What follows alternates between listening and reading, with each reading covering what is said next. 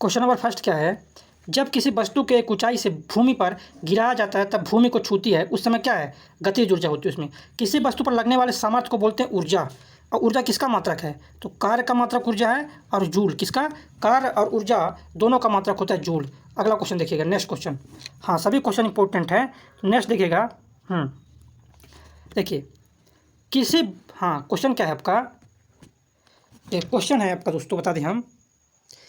किसी वस्तु की क्या है, वस्तु की गतिज ऊर्जा की वृद्धि होती है गति के अनुरूप। अगर गति अगर बढ़ेगी तो वस्तु की गतिज ऊर्जा बढ़ती जाएगी। नेक्स्ट क्वेश्चन देखिएगा अगला। गतिशील वस्तु की गतिज ऊर्जा निर्भर करती है द्रव्यमान और वेग पर। किस पर निर्भर करती है, द्रव्यमान और वेग पर निर्भर करती है। नेक्स्ट, किसी जल विद्युत ग्रह में विद्युत ऊर्जा में परिवर्तन में होने वाली जो ऊर्जा है वो आपकी गतिज ऊर्जा है। क्या है, गतिज ऊर्जा। नेक्स्ट क्वेश्चन देखिएगा। देखिए अगला क्वेश्चन, वह गतिविधि जिसमें किसी स्थितिज ऊर्जा को गतिज ऊर्जा में परिवर्तित किया जाता है पेंडुलम का झूला है। क्या है, वो पेंडुलम का आपका झूला है। चलिए अगला क्वेश्चन देखिएगा। नेक्स्ट क्वेश्चन क्या है, यदि किसी वस्तु का संवेग 3 गुना कर दिया जाता है तो गतिज ऊर्जा क्या हो जाएगा। देखिए अगर संवेग दिया रहेगा तो गतिज ऊर्जा का जो फार्मूला है काइनेटिक एनर्जी बराबर होता है p²/2m। और यहाँ पर p क्या है, p यहाँ पर गति क्या है, p आपका संवेग है। संवेग को अगर 3 गुना करोगे तो क्या होगा गतिज ऊर्जा, तो गतिज ऊर्जा पर हो जाएगा 9 गुना हो जाएगा। क्या होगा, 9 गुना। नेक्स्ट देखिए, ऊपर उठाए गए हथौड़े के पास क्या होती है, जब हम हथौड़ा को ऊपर उठाते हैं तो उसमें क्या होती है, उसमें होती है स्थितिज ऊर्जा। क्या होती है उसमें, तो उसमें होती है आपकी हथौड़ा में होती है स्थितिज ऊर्जा। नेक्स्ट क्वेश्चन देखिएगा। देखिए अगला क्वेश्चन, गतिज ऊर्जा और स्थितिज ऊर्जा का संयोजन है तो यांत्रिक ऊर्जा। किसका, गतिज ऊर्जा और स्थितिज ऊर्जा का जो संयोजन होता है आपका, वो आपका है यांत्रिक ऊर्जा है। क्या है, यांत्रिक ऊर्जा है। Very very important question. Next question देखिएगा। प्रवाही मापन उपकरण एक क्षेत्र मीटर है, इसको बोलते हैं पिटाट ट्यूब। क्या बोलते हैं इसको, पिटाट ट्यूब बोला जाता है। अगला क्वेश्चन, गतिपाल चक्र की गुणात्मक चाल का मापन करता है टैकोमीटर करता है। क्या करता है, टैकोमीटर इसका मापन करता है। नेक्स्ट, चक्कर प्रति मिनट का मापन करता है टैकोमीटर। किसका मापन करता है, टैकोमीटर का। नेक्स्ट क्वेश्चन देखिए। देखिए वोल्ट मीटर, करंट मीटर और ओम मीटर क्या होता है, तो ये मल्टीमीटर में होते हैं। जो सभी चीज़ें होती है, voltmeter, voltmeter, current meter, ohmmeter, किसमें होती है, ये होती है मल्टीमीटर में। नेक्स्ट, तरल पदार्थ के घनत्व को मापने के लिए प्रयोग किया जाता है हाइड्रोमीटर का प्रयोग करते हैं। किसका प्रयोग करते हैं दोस्तों, तो हाइड्रोमीटर का प्रयोग करते हैं। अगला क्वेश्चन देखिएगा। हाँ देखिए next question, very very important question है। पानी के अंदर की वस्तुओं को पता लगाने के लिए सोनार का प्रयोग करते हैं। अब अगला क्वेश्चन देखिएगा। जहाज़ों में पानी की गहराई मापने के लिए क्या करते हैं, जहाज में पानी की गहराई मापने के लिए हम प्रयोग करते हैं इकोलोकेशन का। किसका, इकोलोकेशन का प्रयोग करते हैं। Next question very very important, दूध के घनत्व को निर्धारित करने के लिए क्या उपयोग किया जाता है, लैक्टोमीटर का उपयोग करते हैं। किसके लिए, दूध के घनत्व को निर्धारित करने के लिए लैक्टोमीटर का प्रयोग किया जाता है। Important question. नेक्स्ट देखिएगा। अगला क्वेश्चन, ऑटोमोबाइल में यात्रा की दूरी को मापने के लिए उपयोग किया जाता है ओडोमीटर का। किसका उपयोग करते हैं, तो ओडोमीटर। देखिए जो गाड़ी होती है ना, 2 पहिया वाहन होती है, 4 पहिया जो वाहन होती हैं, उसमें दूरी को मापने के लिए हम ओडोमीटर का प्रयोग करते हैं। Important question. नेक्स्ट देखिएगा। देखिए अगला, विभवांतर मापने के लिए उपयोग किया जाता है वोल्ट मीटर। जो विभवांतर है आपका, तो विभवांतर को मापने के लिए किसका प्रयोग करते हैं, वोल्ट मीटर का प्रयोग करते हैं। नेक्स्ट, एक एटमॉस्फेयर का मान क्या होता है, 1.01 × 10⁵ पास्कल है। अगला देखिए, 1 हर्ट्ज पावर बराबर क्या होती है, 746 वाट। क्या होती है, 1 हर्ट्ज पावर बराबर होती है 700। देखिए शक्ति को किससे मापते हैं, तो शक्ति को मापते हैं वाट से, लेकिन जो औद्योगिक शक्ति है उसको मापते हैं किससे, हर्ट्ज पावर से मापते हैं। नेक्स्ट, एक डायोप्टर बराबर क्या होता है, 1 मीटर, 1 प्रति मीटर। क्या होता है, एक डायोप्टर बराबर होता है 1 प्रति मीटर। नेक्स्ट क्वेश्चन देखिए। अगला क्वेश्चन, 1 मीटर बराबर क्या होता है, 10⁶ माइक्रोन। क्या होता है, 1 मीटर बराबर होता है 10⁶ माइक्रोन होता है। नेक्स्ट क्वेश्चन, 1 किलोवाट प्रति आवर बराबर क्या होती है, तो 1 किलोवाट प्रति आवर बराबर होता है 3.6 × 10⁶ जूल होता है। हाँ अगला क्वेश्चन देखिएगा। नेक्स्ट देखिए, बल की एसआई यूनिट तो न्यूटन है। किसका, बल, तो बल की एसआई यूनिट क्या है, न्यूटन है। और विस्थापन का यूनिट क्या है, मीटर। देखिए विस्थापन का और दूरी का दोनों का जो यूनिट होता है वो होता है मीटर। अब देखिए बल की बात, क्वेश्चन नंबर 25, बल का और भार का दोनों का मात्रक है न्यूटन। 27 नंबर देखिए, विभवांतर की यूनिट है वोल्ट। तो जितने भी यूनिट से रिलेटेड क्वेश्चन है सभी याद रहना चाहिए, याद कर लीजिए, क्योंकि यूनिट से एक क्वेश्चन आना ही आना है। नेक्स्ट, तो ये शक्ति की अंतर्राष्ट्रीय इकाई वाट है। क्या है शक्ति का, तो शक्ति की जो अंतर्राष्ट्रीय इकाई हो आपका वाट है। देखिए प्रतिरोध का होता है ओम, अगर विद्युत धारा का पूछे तो एम्पियर, है ना। तो जितने भी इकाई हैं वो सभी आपको याद रखना चाहिए। देखिए नेक्स्ट क्या है, देखिए जी का मान, जी को क्या बोलते हैं, जी को बोलते हैं त्वरण। तो त्वरण की एसआई यूनिट वही है जो किसकी एसआई यूनिट है। तो ये जो जी होती है ना, इसकी यूनिट वही है जो त्वरण की यूनिट है। तो क्या होती है इसकी यूनिट, मीटर प्रति वर्ग सेकेंड। क्या दोस्तों, स्मॉल जी की यूनिट और त्वरण की यूनिट समान होती है, वो होती है आपका मीटर प्रति वर्ग सेकेंड। अगला क्वेश्चन देखिए, हाँ वेरी वेरी इंपॉर्टेंट क्वेश्चन है, देखिएगा। रोशनी के लिए साधारण बल्ब की जगह एलईडी और सीएफएल ले रहे हैं, क्यों लेते हैं, क्योंकि ऊर्जा दक्षता की वजह से। नेक्स्ट, वह उपकरण जिसमें केवल उत्तल लेंस का प्रयोग की होता है, क्या होता है, देखिए वह बताना है, उस उपकरण का नाम बताना है जिसमें उत्तल लेंस का प्रयोग होता है, तो ये होता है माइक्रोस्कोप में। अगला क्वेश्चन, इंपॉर्टेंट क्वेश्चन, सभी क्वेश्चन इंपॉर्टेंट हैं, देखिए ध्यान से करते रहिएगा। देखिए पेरिस्कोप में प्रयोग किया जाता है, क्या प्रयोग करते हैं, साधारण शीशा का प्रयोग करते हैं पेरिस्कोप में। नेक्स्ट, ऑप्टिकल लेंस नहीं होता, क्या होता है, स्टेथोस्कोप जो होता है ना, हाँ ये ऑप्टिकल लेंस नहीं होता है ना, ये इंपॉर्टेंट क्वेश्चन। नेक्स्ट देखिएगा अगला, तो अगला क्वेश्चन क्या है, जल की बूंदों से निम्न होकर इंद्रधनुष बनता है, क्या है, जल से, जल की बूंदों से होकर इंद्रधनुष बनता है, कैसे बनता है, प्रकाश का प्रतिबिंबन और अपवर्तन के कारण। नेक्स्ट, अगला क्वेश्चन, श्वेत प्रकाश के 7 रंगों में से वह रंग कांच के प्रिज्म द्वारा प्रकाश के परिक्षेपण के बाद सबसे कम विचलन, देखिए परिक्षेपण के जो बाद है क्या होता है, जैसे प्रिज्म है, प्रिज्म से हम जब प्रकाश को गुजारते हैं तो 7 रंगों में विभाजित हो जाती है, उन 7 में सबसे कम विचलन किसका होता है, लाल का। लाल का विचलन सबसे कम होता है, बैगनी का विचलन सबसे अधिक होता है। लाल का लाल का तरंग दैर्ध्य है वो सबसे अधिक होता है, बैगनी का तरंग दैर्ध्य सबसे कम होता है। नेक्स्ट, देखिए श्वेत प्रकाश का वह रंग जिसकी तरंग दैर्ध्य उच्च है, तो लाल का तरंग दैर्ध्य क्या है, सबसे ज़्यादा, सबसे कम तरंग दैर्ध्य, तो सबसे कम तरंग दैर्ध्य होता है बैगनी का। अगला क्वेश्चन देखिए, जब श्वेत प्रकाश जो 7 रंगों का मिश्रण है कांच के प्रिज्म से होकर गुजरता है, इसका परिक्षेपण होता है, क्योंकि श्वेत जो है, जो श्वेत होता है ना, प्रकाश के साथ 7 रंग, क्या है, प्रकाश के साथ क्या है, प्रकाश के 7 रंग जो हैं प्रिज्म से अलग अलग चाल से गुजरते हैं। Important question. नेक्स्ट देखिए, इलेक्ट्रिक बल्ब में भरने हेतु क्या प्रयोग करते हैं, तो आर्गन और नाइट्रोजन का प्रयोग करते हैं। और आर्गन की बात करें, परमाणु क्रमांक किसका होता है, 18, आर्गन जो है 18वें समूह में है और तीसरे आवर्त में आता है। नाइट्रोजन की अगर बात करें तो परमाणु क्रमांक होगा 7 और द्रव्यमान हो जाएगा इसका 14 हो जाएगा। नेक्स्ट देखिए अगला क्वेश्चन, किसी परिपथ में विद्युत प्रवाह संभव होता है तो इलेक्ट्रॉन की गति के द्वारा, किसके द्वारा, इलेक्ट्रॉन की जो गति के द्वारा क्या होता है, विद्युत प्रवाह संभव है। नेक्स्ट, इलेक्ट्रिक चार्ज Q/T क्या है, तो ये धारा है। देखिए I बराबर क्या होता है, Q/T, परिभाषा क्या होगा धारा का, तो धारा का परिभाषा होता है आवेश प्रवाह की दर को बोलते हैं धारा, क्या बोलते हैं, आवेश प्रवाह की दर को बोलते हैं धारा। अगला क्वेश्चन देखिए, यदि V/I का मान एक नियतांक है तो इसे कहा जाता है, क्या कहा जाता है, इसको बोलते हैं प्रतिरोध। क्या बोलते हैं दोस्तों, इसको बोलते हैं दोस्तों प्रतिरोध बोलते हैं। यदि V/I का जो मान है एक नियतांक है तो इसको हम बोलते हैं प्रतिरोध बोलते हैं। अगला क्वेश्चन देखिएगा। नेक्स्ट, 2 आवेशित कणों के बीच आकर्षण और प्रतिकर्षण के बलों को नियंत्रित करने वाला नियम किसने दिया था, चार्ल्स कूलॉम ने दिया था। नेक्स्ट, 2 वस्तुओं के मध्य परस्पर क्रिया होती है बल की, किसकी क्रिया होती है, तो परस्पर किसकी क्रिया होती है, बल की क्रिया होती है। नेक्स्ट देखिए अगला क्वेश्चन क्या है, आपको बता दें, वह परिस्थिति जिसमें कार्य नकारात्मक बल द्वारा किया गया है, क्या, वह परिस्थिति जिसमें कार्य जो है नकारात्मक बल द्वारा किया गया है, तो क्या होता है, जब कोई वस्तु बल की दिशा में स्थानांतरित होती है। देखिए बल की दिशा में अगर स्थानांतरित होगी तो कोई ना कोई कार्य होगा। देखिए होता क्या है, बता देते हैं आपको हम, तो ये चीज़ देखिए ध्यान समझिए, W बराबर होता है FD cos थीटा। अब जब बल की दिशा में होगा तो थीटा का मान कितना हो जाएगा, थीटा का मान कितना होगा, थीटा का मान 0 हो जाएगा। और जब थीटा का मान 0 होगा तो cos 0 का मान क्या होता है, 1 होगा। इसलिए क्या होता है, कार्य कुछ ना कुछ कार्य होता है। नेक्स्ट देखिए, ठोस सतह द्वारा किसी भी वस्तु पर सामान्य दिशा में लगाए गए बल को क्या कहते हैं, सामान्य बल बोलते हैं। देखिए खींचने का उदाहरण क्या है, देखिए जो खींचने का एक उदाहरण है ध्वज फहराना। जब हम ध्वज को फहराते हैं ना तो नीचे और खींचते हैं, रस्सी को क्या करते हैं, नीचे की ओर खींचते हैं। अगला क्वेश्चन देखिएगा। नेक्स्ट, सभी बलों में होता है तो क्या होता है, परिमाण और दिशा दोनों होता है। सभी बलों में क्या होता है, तो सभी बलों में परिमाण और दिशा दोनों होता है। नेक्स्ट, स्थिर या गतिज अवस्था में परिवर्तन का विरोध करने की एक वस्तु की प्रवृत्ति को बोलते हैं जड़त्व। और जो जड़त्व है ना, इसको हम मापते हैं किसमें, तो जड़त्व को मापते हैं हम द्रव्यमान से। किस मापते हैं, द्रव्यमान से मापते हैं जड़त्व को। अगला क्वेश्चन देखिएगा। नेक्स्ट क्वेश्चन देखिए, वेरी वेरी इंपॉर्टेंट है। मेज पर रखी गई वस्तु क्या है, मेज पर रखी गई पुस्तकों का ढेर हटता नहीं है, क्यों नहीं हटता, जड़ता के कारण। कोई पुस्तक रखे मेज पर तो क्यों नहीं हटता? जड़ता के कारण नहीं हटता, क्योंकि जड़त्व का नियम क्या कहता है, कोई वस्तु अगर स्थिर है तो स्थिर रहेगी और कोई वस्तु गतिमान तो गतिमान रहेगी जब तक कि उस पर बाएं बल न लगाया जाए। नेक्स्ट क्वेश्चन देखिए। अगला क्वेश्चन है आपका, क्या क्वेश्चन, किसी स्थिर वस्तु के स्थिर रहने या गतिशील वस्तु के उसी गति से गतिशील रहने की प्रक्रिया को बोलते हैं जड़त्व। वह राशि जिसका मान स्थान बदलने पर भी परिवर्तित नहीं होता द्रव्यमान कहते हैं।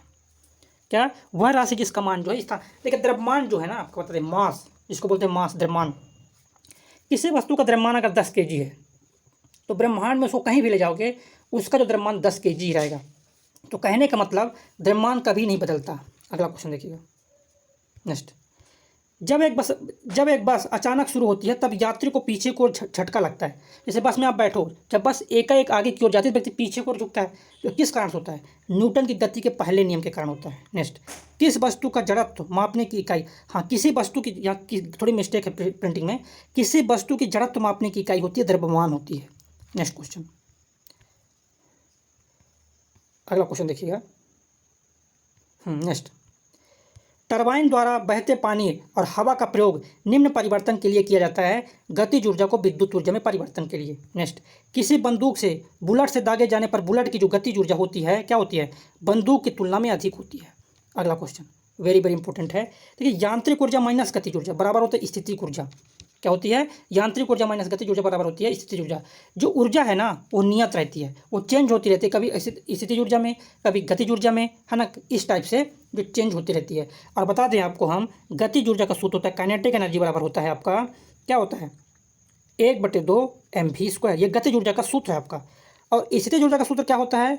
mgh। अब इस सूत्र के हिसाब से एक प्रश्न आता है, क्या आता है? देखिए यहाँ पर mv² है ना, mv²। तो देखिए पूछता है प्रश्न, कौन सी जो ऊर्जा है वेग बढ़ने के साथ बढ़ती है? तो भाई वेग कहाँ पर है? गतिज ऊर्जा। तो वेग बढ़ने के साथ कौन बढ़ती है? गतिज ऊर्जा। अब यहाँ पर क्या है? पूछता है कौन सी ऊर्जा जो है ऊंचाई बढ़ने के साथ बढ़ती है? तो देखिए mgh, स्थितिज ऊर्जा में क्या है? h है। तो ऊंचाई बढ़ने के साथ क्या है दोस्तों? आपका जो स्थितिज ऊर्जा है वो बढ़ती है। नेक्स्ट, यांत्रिक ऊर्जा में होती है 2 प्रकार की ऊर्जा। जो यांत्रिक ऊर्जा होती है उसमें 2 प्रकार की ऊर्जा होती है। नेक्स्ट क्वेश्चन, स्थितिज ऊर्जा और गतिज ऊर्जा प्रकार है किसका है? यांत्रिक ऊर्जा का प्रकार है। क्या है? स्थितिज ऊर्जा और गतिज ऊर्जा किसका प्रकार है? यांत्रिक ऊर्जा का प्रकार है। यांत्रिक ऊर्जा के 2 प्रकार हैं, स्थितिज और गतिज ऊर्जा। नेक्स्ट, तीव्र गति से कार्यरत एक रेलवे इंजन में क्या होती है? गतिज ऊर्जा होती है। अगला क्वेश्चन देखिएगा, वेरी वेरी इंपॉर्टेंट है। दूध के घनत्व को निर्धारित करने के लिए हम लैक्टोमीटर का प्रयोग करते हैं। और गाड़ियों में क्या लगा रहता है दूरी मापने के लिए? बताइएगा। क्या लगा रहता है गाड़ी में? कमेंट बताएंगे। देखिए, चाल मापने के लिए तो स्पीडोमीटर लगा रहता है। अब बताना है आपको दूरी मापने के लिए किसका प्रयोग करते हैं। नेक्स्ट क्वेश्चन देखिएगा। नेक्स्ट, ऑटोमोबाइल में यात्रा की दूरी को मापने के लिए ओडोमीटर का प्रयोग करते हैं। ये देखिए जो होमवर्क में दिए वो यहाँ आ गया। नेक्स्ट, विभवांतर को मापने के लिए वोल्ट मीटर का प्रयोग करते हैं। अगला, धारा की दिशा का पता लगाने के लिए किसका उपयोग करते हैं? गैल्वेनोमीटर का प्रयोग करते हैं। नेक्स्ट क्वेश्चन देखिएगा। अगला क्वेश्चन, नेक्स्ट क्या है? वायुमंडल में ओजोन को मापने के लिए क्या है? वायुमंडल में ओजोन को मापने के लिए यूवी स्पेक्ट्रोमीटर विकसित किया गया था। किसने विकसित किया? प्रोफेसर GMB डॉप्सन ने किया। तो सिंपल सी अपराध दिख रही है, डॉप्सन ने किया है। यूवी स्पेक्ट्रोमीटर का आविष्कार किसने किया? डॉप्सन साहब ने किया। नेक्स्ट देखिएगा। देखिए, अलेक्जेंडर ग्राहम बेल द्वारा आविष्कार किया गया था किसका? टेलीफोन का आविष्कार किया गया। कंप्यूटर का आविष्कार किसने किया? कमेंट बताइए। थॉमस किल्फर्ट अल्बर्ट जो हैं किसके आविष्कारक हैं? तो ये थर्मामीटर के, किसके? क्लिनिकल थर्मामीटर के आविष्कारक हैं। नेक्स्ट, एंटोनियो म्यूसी टेलीफोन के आविष्कारक हैं। नेक्स्ट देखिए, प्रत्यावर्ती धारा का जो आविष्कार है ना निकोला टेस्ला ने किया है। किसने किया है? तो प्रत्यावर्ती जो धारा है, तो प्रत्यावर्ती धारा का जो आविष्कार किया है निकोला टेस्ला ने किया। अगला क्वेश्चन देखिए। नेक्स्ट क्वेश्चन, परमाणु संलयन प्रतिक्रियाएं स्वचालित रूप से होती है, सूर्य में होती है। जो संलयन अपक्रियाएं होती हैं क्या होती है दोस्तों? जो आपकी संलयन अपक्रिया होती है किस में होती है? तो ये होती है आपकी सूर्य में। नेक्स्ट, सूर्य की ऊर्जा का स्रोत क्या है? नाभिकीय संलयन अपक्रिया है। क्या है? तो सूर्य की ऊर्जा का जो स्रोत है वो आपका नाभिकीय संलयन अपक्रिया है। नेक्स्ट देखिएगा, नाभिकीय संलयन के दौरान होता है तो क्या होता है? तो नाभिकीय संलयन के दौरान होता है 2 हल्के न्यूक्लियाई जो है मिलकर एक भारी न्यूक्लियन बनाते हैं। अगला क्वेश्चन इंपॉर्टेंट क्वेश्चन है, ध्यान से करना है आपको। क्या है क्वेश्चन देखिए, परमाणु विखंडन की जो प्रक्रिया है कैसी होती है भाई? कैसी प्रक्रिया है? तो ये एक भारी परमाणु नाभिक के जो भारी परमाणु होते हैं उसका नाभिक टूटता है। नेक्स्ट, हाल ही में वह खोज जो क्या है, जो विज्ञान के क्षेत्र में एक बड़ी सफलता है, तो वह गुरुत्वाकर्षण तरंगों का पता लगाना। अगला, मुक्त रूप से निलंबित चुंबक संकेत करता क्या करता है, उत्तर दक्षिण। बैटरी की क्षमता व्यक्त की जाती है एम्पियर घंटे में। अगला क्वेश्चन देखिए, रासायनिक ऊर्जा को विद्युतीय ऊर्जा में परिवर्तित करता है, तो बैटरी करता है ये।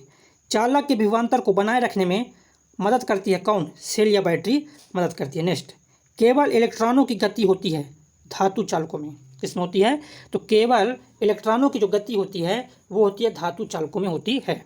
अगला क्वेश्चन देखिए, प्रकाश बल्ब का फिलामेंट बनाने के लिए उपयोग किया जाता है, टंगस्टन का उपयोग करते हैं। किसका उपयोग करते हैं, टंगस्टन का उपयोग किया जाता है। अगला क्वेश्चन देखिए, वेरी वेरी इंपॉर्टेंट क्वेश्चन है, ध्यान से देखिएगा। क्वेश्चन है, स्ट्रीट लाइट में बल्बों को जोड़ा जाता है तो समानांतर क्रम में जोड़ते हैं। जो मतलब शहरों में जो लाइट लगते हैं ना, उनको बोलते हैं स्ट्रीट लाइट, तो उनमें क्या है, जो बल्ब जोड़ते हैं वो समानांतर क्रम में जोड़ते हैं। नेक्स्ट, विद्युत बल्ब पर प्रदर्शित जो विद्युत की रेटिंग होती है 100 वाट, इसका मतलब क्या है, तो 100 वाट का मतलब होता है बल्ब जो है प्रति सेकंड 100 जूल ऊर्जा का क्या करता है, व्यय करता है। नेक्स्ट देखिए, विद्युत ऊर्जा की वाणिज्यिक इकाई क्या है, किलोवाट घंटा है। क्या है, तो विद्युत ऊर्जा की जो वाणिज्यिक इकाई है किलोवाट घंटा है। नेक्स्ट क्वेश्चन, एक पदार्थ में प्रतिरोधकता का मान 0 होने पर पदार्थ क्या होगा, तो अतिचालक। देखिए, प्रतिरोध का मान 0 है तो क्या हो जाएगा, अतिचालक हो जाएगा। क्या हो जाएगा, अतिचालक। नेक्स्ट, निम्न प्रतिरोधकता होती है नाइक्रोम में, इसमें होती है, तो जो निम्न प्रतिरोधकता होती है वो आपकी नाइक्रोम में होती है। नेक्स्ट, तांबा की प्रतिरोधकता क्या होती है, 1.69 × 10⁻⁻8 ओम मीटर। नेक्स्ट, एक कंडक्टर का प्रतिरोध सीधे अनुपातिक होगा लंबाई। देखिए, लंबाई बढ़ेगा ना, प्रतिरोध का मान बढ़ता है, लंबाई कम होगा, प्रतिरोध का मान कम होते जाता है। अगला क्वेश्चन देखिएगा, देखिए नेक्स्ट क्वेश्चन, अत्यधिक प्रतिरोध वाले चालक को क्या कहा जाता है, प्रतिरोधक बोलते हैं। जिनमें बहुत क्या है, जिनमें बहुत अधिक क्या होता है, प्रतिरोधक होता है, उनको बोलते हैं क्या, अत्यधिक प्रतिरोध वाले जो होते हैं उनको बोलते हैं प्रतिरोधक, या बोलते हैं कुचालक। क्या बोलते हैं, कुचालक। और सभी अधातु कुचालक होते हैं। नेक्स्ट, चार्ज के प्रवाह के रूप में होते हैं, तो AC और DC होते हैं। सदिश राशि कौन है, विस्थापन है। कौन है सदिश राशि, विस्थापन है। नेक्स्ट, वेग और समय का गुणनफल क्या प्रदान करता है, तो विस्थापन। देखिए, होता क्या है, वेग बराबर होता है विस्थापन गुणे समय होता है। क्या होता है, विस्थापन गुणे समय होता है। तो देखिएगा, तो समय को अगर इधर ले जाएंगे तो वेग और समय का गुणा हो जाएगा। अगला क्वेश्चन देखिए, यदि किसी वस्तु द्वारा तय की गई दूरी 0 है तो विस्थापन क्या होगा, 0 होगा। भाई, जब दूरी 0 रहेगा तो विस्थापन भी 0 रहेगा। अगला क्वेश्चन देखिए, जब एक पर्यवेक्षक के सापेक्ष समय के साथ वस्तु की स्थिति लगातार बदलती जा रही है, उसको क्या बोलते हैं कि वस्तु क्या है, गतिशील है। क्या है, वस्तु गतिशील है। नेक्स्ट, धारा प्रवाह को सुचालक के प्रतिरोध से संबंध वाले नियम को क्या कहते हैं, मतलब धारा प्रवाह को सुचालक के प्रतिरोध से मतलब सुचालक का प्रतिरोध से जो संबंध होता है उसी को बोलते हैं जूल नियम। क्या बोलते हैं इसको, जूल नियम बोलते हैं। वेरी वेरी इंपॉर्टेंट क्वेश्चन है। नमस्कार मेरे प्यारे दोस्तों अगर अभी तक आपने विज्ञान चालीसा नहीं लिए तो साथियों विज्ञान चालीसा ले सकते हो कि वन ऑफ द बेस्ट आपके एग्जाम के लिए रहेगी। साथियों ELP और टेक्नीशियन और जेई वालों के दोस्तों ये चालीसा वरदान साबित होगी। दोस्तों इसमें टॉप 5000 क्वेश्चन जो कि आपके एग्जाम के लिए बहुत बहुत ज्यादा इंपॉर्टेंट है। दोस्तों इन क्वेश्चनों ने ग्रुप डी में तहलका मचाया था, अब आपके ELP और टेक्नीशियन और आपकी जेई में बिल्कुल तहलका मचाएंगे। दोस्तों में बहुत ज्यादा सर्वर सिलेक्टेड क्वेश्चन जो आपके एग्जाम में लगातार बार-बार क्वेश्चन पूछे जाते हैं और ये चैप्टर वाइज दोस्तों क्वेश्चन आपको मिलेंगे इसमें chapter wise one liner format में जो मार्केट में अवेलेबल नहीं है। दोस्तों परीक्षा जो कि आपको 100% पूछे जाएंगे, बहुत ज्यादा इंपॉर्टेंट क्वेश्चन है जो कि आपके परीक्षा में 100% पूछे जाएंगे। ठीक है, और 100% गारंटी साथियों सारे प्रश्न आपके यहीं से पूछे जाएंगे, क्योंकि साथियों इसमें वही क्वेश्चन रखे हैं जो बहुत ज्यादा इंपॉर्टेंट है, जो लगातार एग्जाम में बार-बार पूछ रहा है, वही क्वेश्चन दोस्तों इसमें रखे गए हैं। ठीक है, तो इसको आप ले सकते हो कि वन ऑफ द बेस्ट आपके एग्जाम के लिए रहेगी। साथियों इसके अलावा इसका आपको इसका PDF दिया जाएगा, इंग्लिश हिंदी दोनों में अपलोड है, आपका इंग्लिश हिंदी दोनों में मिलेगा। एक आपका बुक फॉर्मेट रहेगा, लगभग 130 पेज रहेंगे, इसको आप डाउनलोड कर सकते हैं। एक आपका मोबाइल फॉर्मेट में, इसको आप मोबाइल पर पढ़ सकते हैं, बाकी इंग्लिश फॉर्मेट में है। और बाकी साथियों इसके अलावा कंप्लीट कोर्स भी इसका विज्ञान चालीसा का आपको कंप्लीट वीडियो सॉल्यूशन भी दिया जाएगा, जिसमें लगभग 30 से ज्यादा आपको वीडियो सॉल्यूशन है। ठीक है, इसमें कंप्लीट आपको वीडियो भी विज्ञान चालीसा दिया जा रहा है, जो कि पहले आपको PDF दी जा रही थी, अब आपको साथियों बिल्कुल ऑफर पीरियड में आपको 30+ वीडियो भी दी जा रही हैं। ठीक है, इसको आप ले सकते हैं और कंप्लीट वीडियो भी आपको मिलेगा। अगर कोई किसी क्वेश्चन में आपको समझ में नहीं आया तो आपको वीडियो के माध्यम से आप देख सकते हैं। ठीक है, और किसी प्रकार का डाउट हो इस नंबर से आप संपर्क कर लीजिए, आपके सारे डाउट बच्चे क्लियर कर दिए जाएंगे। मेरी सलाह मानो बच्चे, ये बहुत ज्यादा इंपॉर्टेंट आपकी विज्ञान चालीसा एग्जाम के लिए रहेगी। इसके क्वेश्चन आपको बिल्कुल रटे जाने चाहिए कि घोल के पी जाइए, जैसे आपको हनुमान चालीसा रट गई है वैसे विज्ञान चालीसा दोस्तों आपको रटे जानी चाहिए। बहुत बहुत ज्यादा इंपॉर्टेंट है। रेलवे ELP टेक्नीशियन जेई के लिए ये वरदान साबित है। बाकी SSC CGL CHSL के लिए इंपॉर्टेंट, क्योंकि साइंस आपकी वही है। ठीक है, बाकी साथियों किसी प्रकार का डाउट हो इस नंबर से आप संपर्क कर लीजिए, आपके सारे डाउट बच्चे क्लियर कर दिए जाएंगे। तो इसको आप ले सकते हैं। और बाकी साथियों SSC और रेलवे का एग्जाम पैक भी हम लोगों ने लॉन्च किया है, जो कि आपको जिसमें आपके 10,000 से ज़्यादा टेस्ट लगभग 14,000 13,000 के आसपास टेस्ट अपलोड हो गए। अभी और अपलोड होने दोस्तों 5-6 हज़ार टेस्ट और अपलोड होने हैं। ठीक है, और इसमें आपको बहुत सारे दोस्तों टेस्ट है। इसमें आपको ऑल ओवर इंडिया एनालिसिस के हिसाब से करवाएगा, आपको ऑल ओवर इंडिया अपन रैंक का पता लगा लेंगे। बाकी साथियों 300 से ज़्यादा इसमें फ्री टेस्ट भी अवेलेबल है। इसको आप अटेम्प्ट कीजिए, बिल्कुल फ्री ऑफ कॉस्ट है अवेलेबल, तो अटेम्प्ट कीजिए, क्या दिक्कत है ना। अच्छा लगे तो भाई ये वाला ले लीजिएगा। और जो कि दोस्तों केवल आपको 499 रुपये में दिया जा रहा है। ऑफर पीरियड में आपको 499 टेस्ट सीरीज दी जा रही है, 1 साल की वैलिडिटी के साथ दी जा रही है। इसमें सारे प्रीवियस क्वेश्चन सब कुछ आपको यहाँ पर उपलब्ध है, तो इसको आप ले सकते हो कि टॉपर्स ने बनाया है इस टेस्ट सीरीज। ठीक है, और बाकी इसका भी डिस्क्रिप्शन में लिंक डाल दूंगा, आप डाउनलोड कर लीजिएगा। बाकी साथियों अगर अभी तक आपने गुरुकुल प्लस की ऑफिशियल ऐप को डाउनलोड नहीं किया तो गुरुकुल प्लस की ऑफिशियल ऐप को डाउनलोड कर लीजिए, जहां पर साथियों क्लास का आपको PDF वगैरह मिलेंगी, अपडेटेड कंटेंट मिलेगा यहाँ पर दोस्तों। टेस्ट सीरीज हुई, ईबुक हुई, डेली कोई, ये सब आपको यहाँ पर बिल्कुल मिलेगा। और भी बहुत सारी करंट अफेयर की PDF वगैरह भी आपको यहाँ पर मिल जाएगा करेगी। तो डिस्क्रिप्शन में लिंक डाल दूंगा गुरुकुल प्लस ऑफिशियल ऐप की, उसको आप जरूर डाउनलोड कर लीजिएगा। ठीक है भाई, और साथियों मेरी रिकमेंड करिए, मेरी बात मानिए तो विज्ञान Chalisa one of the best आपके एग्जाम के लिए रही। इसको आप जरूर ले लीजिएगा, और काफी टॉपर्स ने इसको रिकमेंड किया है। ठीक है, चलिए भाई स्टार्ट करते हैं क्लास। देखिए पहला क्वेश्चन क्या है, बायो के क्वेश्चन पर प्रैक्टिस कर रहे थे, तो बायो के पहले क्वेश्चन में देखेंगे क्या है। पहला क्वेश्चन, धमनियाँ रक्त का वहन करती है जो भरी होती है। धमनी होती है उसमें क्या भरी होती है, तो धमनी में आपका क्या भरा होता है, ऑक्सीजन। धमनी में क्या भरा होता है, तो धमनी में भरा होता है आपका ऑक्सीजन भरा होता है। मानव शरीर का सबसे बड़ा आंतरिक अंग यकृत है। देखिए सबसे बड़ा अंग पूछेगा तो त्वचा बताना है, लेकिन पूछेगा सबसे बड़ा आंतरिक अंग तो आपको यकृत बताना है।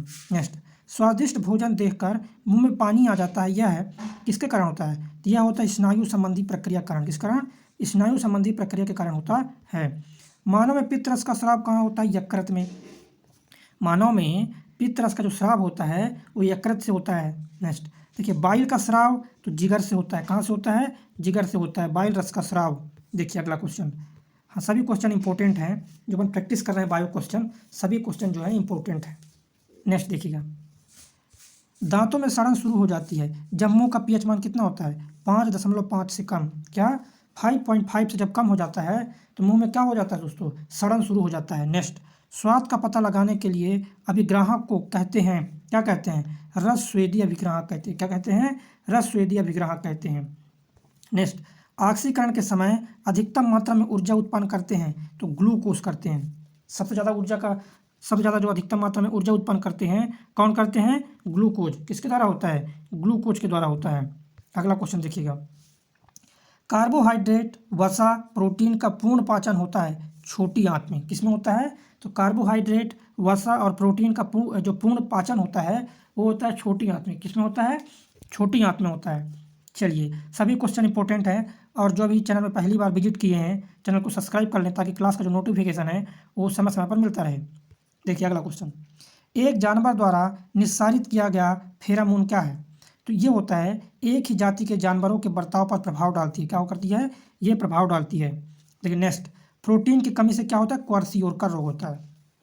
किसकी कमी से होता है, प्रोटीन की कमी से जो होता है क्वार्सियोरका रोग। कौन सा रोग होता है, क्वार्सियोरका रोग। वेरी वेरी इंपॉर्टेंट क्वेश्चन है।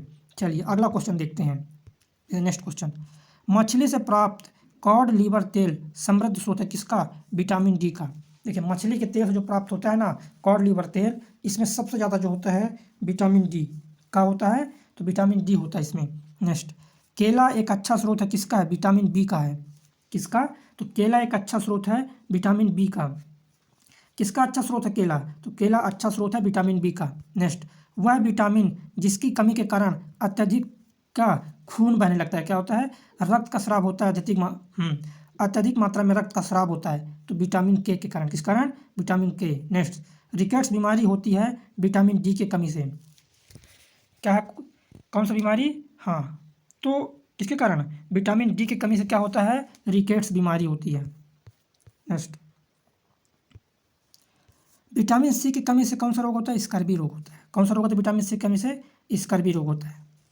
देखिए स्तनपायी जानवरों का हृदय होता है ना 4 कक्षीय होता है। कितने कक्षीय होता है? 4 कक्षीय होता है।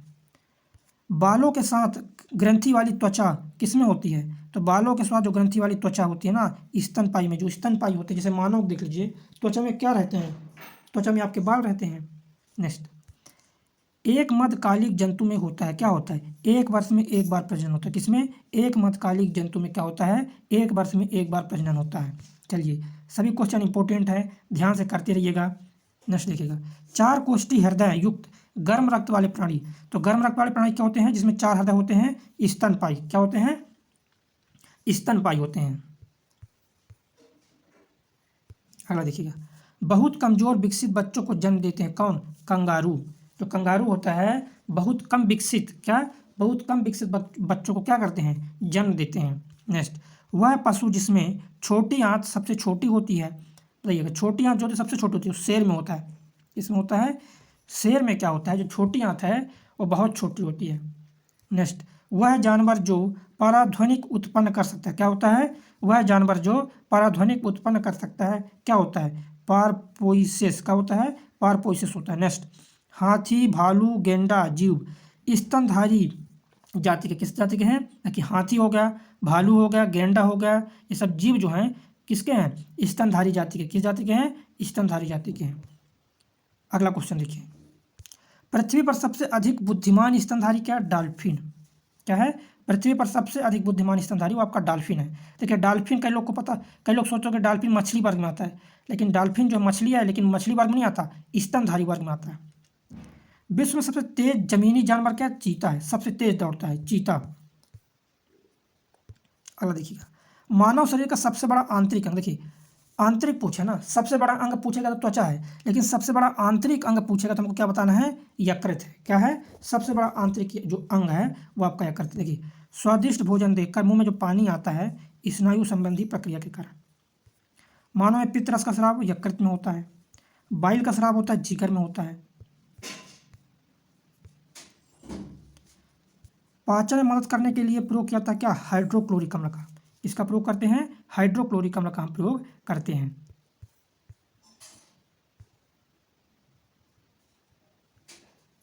देखिए नेक्स्ट, भोजन से प्राप्त ऊर्जा को मापा जाता है कैलोरी में। कैलोरीज में मापते हैं। किससे मापते हैं? तो भोजन से प्राप्त ऊर्जा किस में मापते हैं? कैलोरीज में मापते हैं। नेक्स्ट, मानव शरीर का एकमात्र अंग जो पुनः सृजित हो सकता है जिगर और यकृत है। क्या है?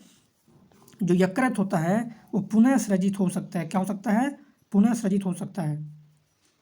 नेक्स्ट देखिएगा, मानव शरीर में कंठ को क्या कहा जाता है? वायस बॉक्स बोलते हैं। क्या बोलते हैं? कंठ को वायस बॉक्स बोलते हैं, कंठ को। नेक्स्ट, एक शरीर में औसतन मौजूद होती है 2000 से 8000 कलिकाएं। अगला क्वेश्चन देखिए, हाँ वेरी वेरी इंपॉर्टेंट क्वेश्चन है, रक्त से रिलेटेड है। वह रक्त समूह जो सार्वभौमिक रक्तदाता है। देखिए दाता में जो आएगा वो आएगा, वो किस में आएगा? दाता में। और सर्वग्राही में क्या आ जाएगा? तो सर्वग्राही में आपका ए बी आ जाएगा। क्या आ जाएगा? तो सर्वग्राही में आपका क्या आ जाएगा दोस्तों? ए बी आ जाएगा। मानव रक्त है तो मानव रक्त क्षारीय होता है। क्या होता है? मानव रक्त क्या होता है? क्षारीय होता है। नेक्स्ट, स्वस्थ व्यक्ति का रक्त दाब 120 से 80 कितना होना चाहिए? 120 से 80। देखिए सभी क्वेश्चन इंपॉर्टेंट हैं।